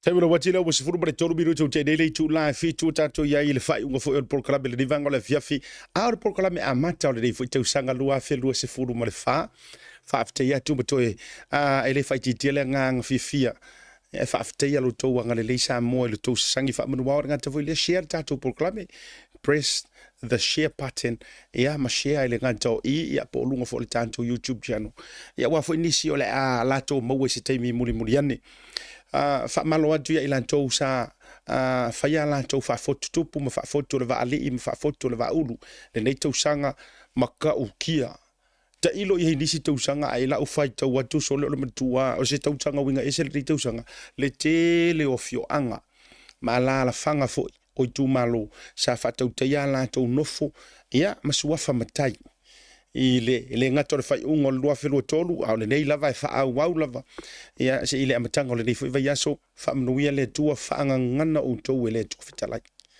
io le vono mai tau atu o le fo ina fa e mai papa na inisio uso fa salalau ya nisi fo yo uso e matou te fenga le ngale ai fa tasi io nisi fo yo lo o tono le lo mo le lupe fo va ese o nisi o fa wo o tau ainga fa malo atu. Congratulations once again. Va ya tunisi fo yo fa fiangainga ya o le na ifo ya I manuia ya me se fo yo o swafa ainga ya suli fo I mafeoi fa manuia le tua ya asanga ya ne ayo le taile nei tu sanga ya ne ayo le taile nei tu sanga ya fa manuia le tua e lo tou alo faiva me se fo yo le tau tua ina le ngato ainga ya ole va fo I malefio anga mai tu malo o tau tuina fo yo Samoa ila tau fo I ole anto malanga mai tunu I fafo ya lele malia tau tia tau tua ainga tau tua nu ya fa manuia le tua I so se fai valo fi au ni so o tau sa fsili mai le temio le toya e yo le tanto wa ngo fo ile le fa Samoa ngana Samoa tu manga nu o lupe fo I va es ole so mo mati ole so mo mati ya e toe tau au fia ile tanto wa fale onga masani ile 5 Otawa Road 5 Otawa Road I Otawa ya ile ola MIT building le ua fa onga ina ne ile self see si le tebile nei o ina tato te le so mo ya I've so tai mai pe tu ole anta wa toi fo ile tebi ma confirm toi le stala ma tu nga uma fa pena e to fia fa aftai ile fa mai at por kala mele fia fa aftai ta to sa maria ngale ma tu fo se fa tu to fa tu ala utala nei le matanga nei to sanga o le na fio mai le pulesil o le tato Blue TV para ngalu moana le fio nga ia anai fui mono mantena nai e tau walunga le lua felu tolu ma fa manino au fala ele ai se matou ele ini si vaenga e tau wala mai ini so ninga ya financial tulanga fo ile le fa pe mo me se matou so ninga le malo I Samoa o upu mama upu tautino ele se matou tulanga oni io sponsors ma tulanga fa pena o le vaenga fo ile tele na matou fa ya tu mo le STA ya o lunga o le nganga lo fa moni le tunu ona e le tari tunu ngai tatou te alu rue fata se fa la wilo Samoa ai e fa fitai ya ila to Sama rianga lele o ila to we ma fu mai ai on fa ya kurka ko proclame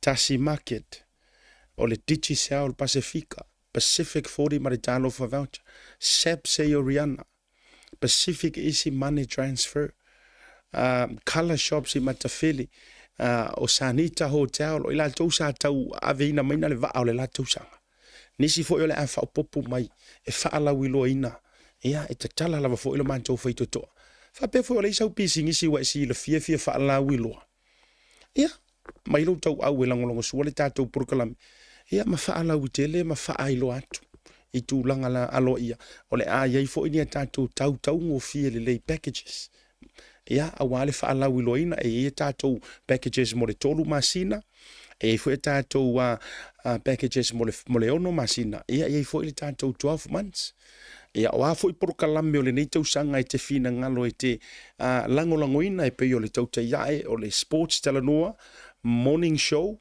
ia ma le tatou afternoon show le fo le amatalia ia fa so tai mai ma fa ilo mai o le sia wonanga O le fo o mawhai ona o toi te tala li tato o unanga fo ilele o le puenga o tō wata I se tūlanga wha polofesa. Professional way. Ia, po le cultural photoshoot. Ia, e mawhai ai ona a mailo ainga. E po e se tō wata wha leanga nuu. Ia, e rei loa halu aso sau aso. E koe kepa lava ma tilo iai. E wha manatu ai fo iante o elo wha sino manga. Po e se tūlanga la walunga high definitions pole good quality. Ia, tūlanga fo ilele ke vai e kunga pe e mo I maile aka ngai lo o ia. Ia, wha so tai tato information sa nau tu nantu lunga. Te I lima iai tūlanga umala wha pena. Ia, o nisi nau tato o unanga o le o iai le nei tausanga. Te le nisi o porkalame o le te talaina. Mga luenga wha wau le nei tausanga. Ai moli atu lau wha afteitele, mo moli lau wha malo. E te maua I tātou fresh and breaking news. E te maua fo ilunga le tauta ia e tātou tala wha wau. E te maua fo I tātou tala o tōtu. E mana I tātou tala mali. E wha atai fo I le aso mane aso. Nui e tauru mango le fiafi. Alofa tele mo oie fo wha malolonga le tuisi o tamaya vaudiko le mango le fiafi. Ia whiro ai fo I se taimi. Lofa tele mo o tau Samoa, le atunu e pele le loto ma le anganga o tau o una le nei, asiata, falemalu, pio vaoliko. Soifua mo le nei fiafi.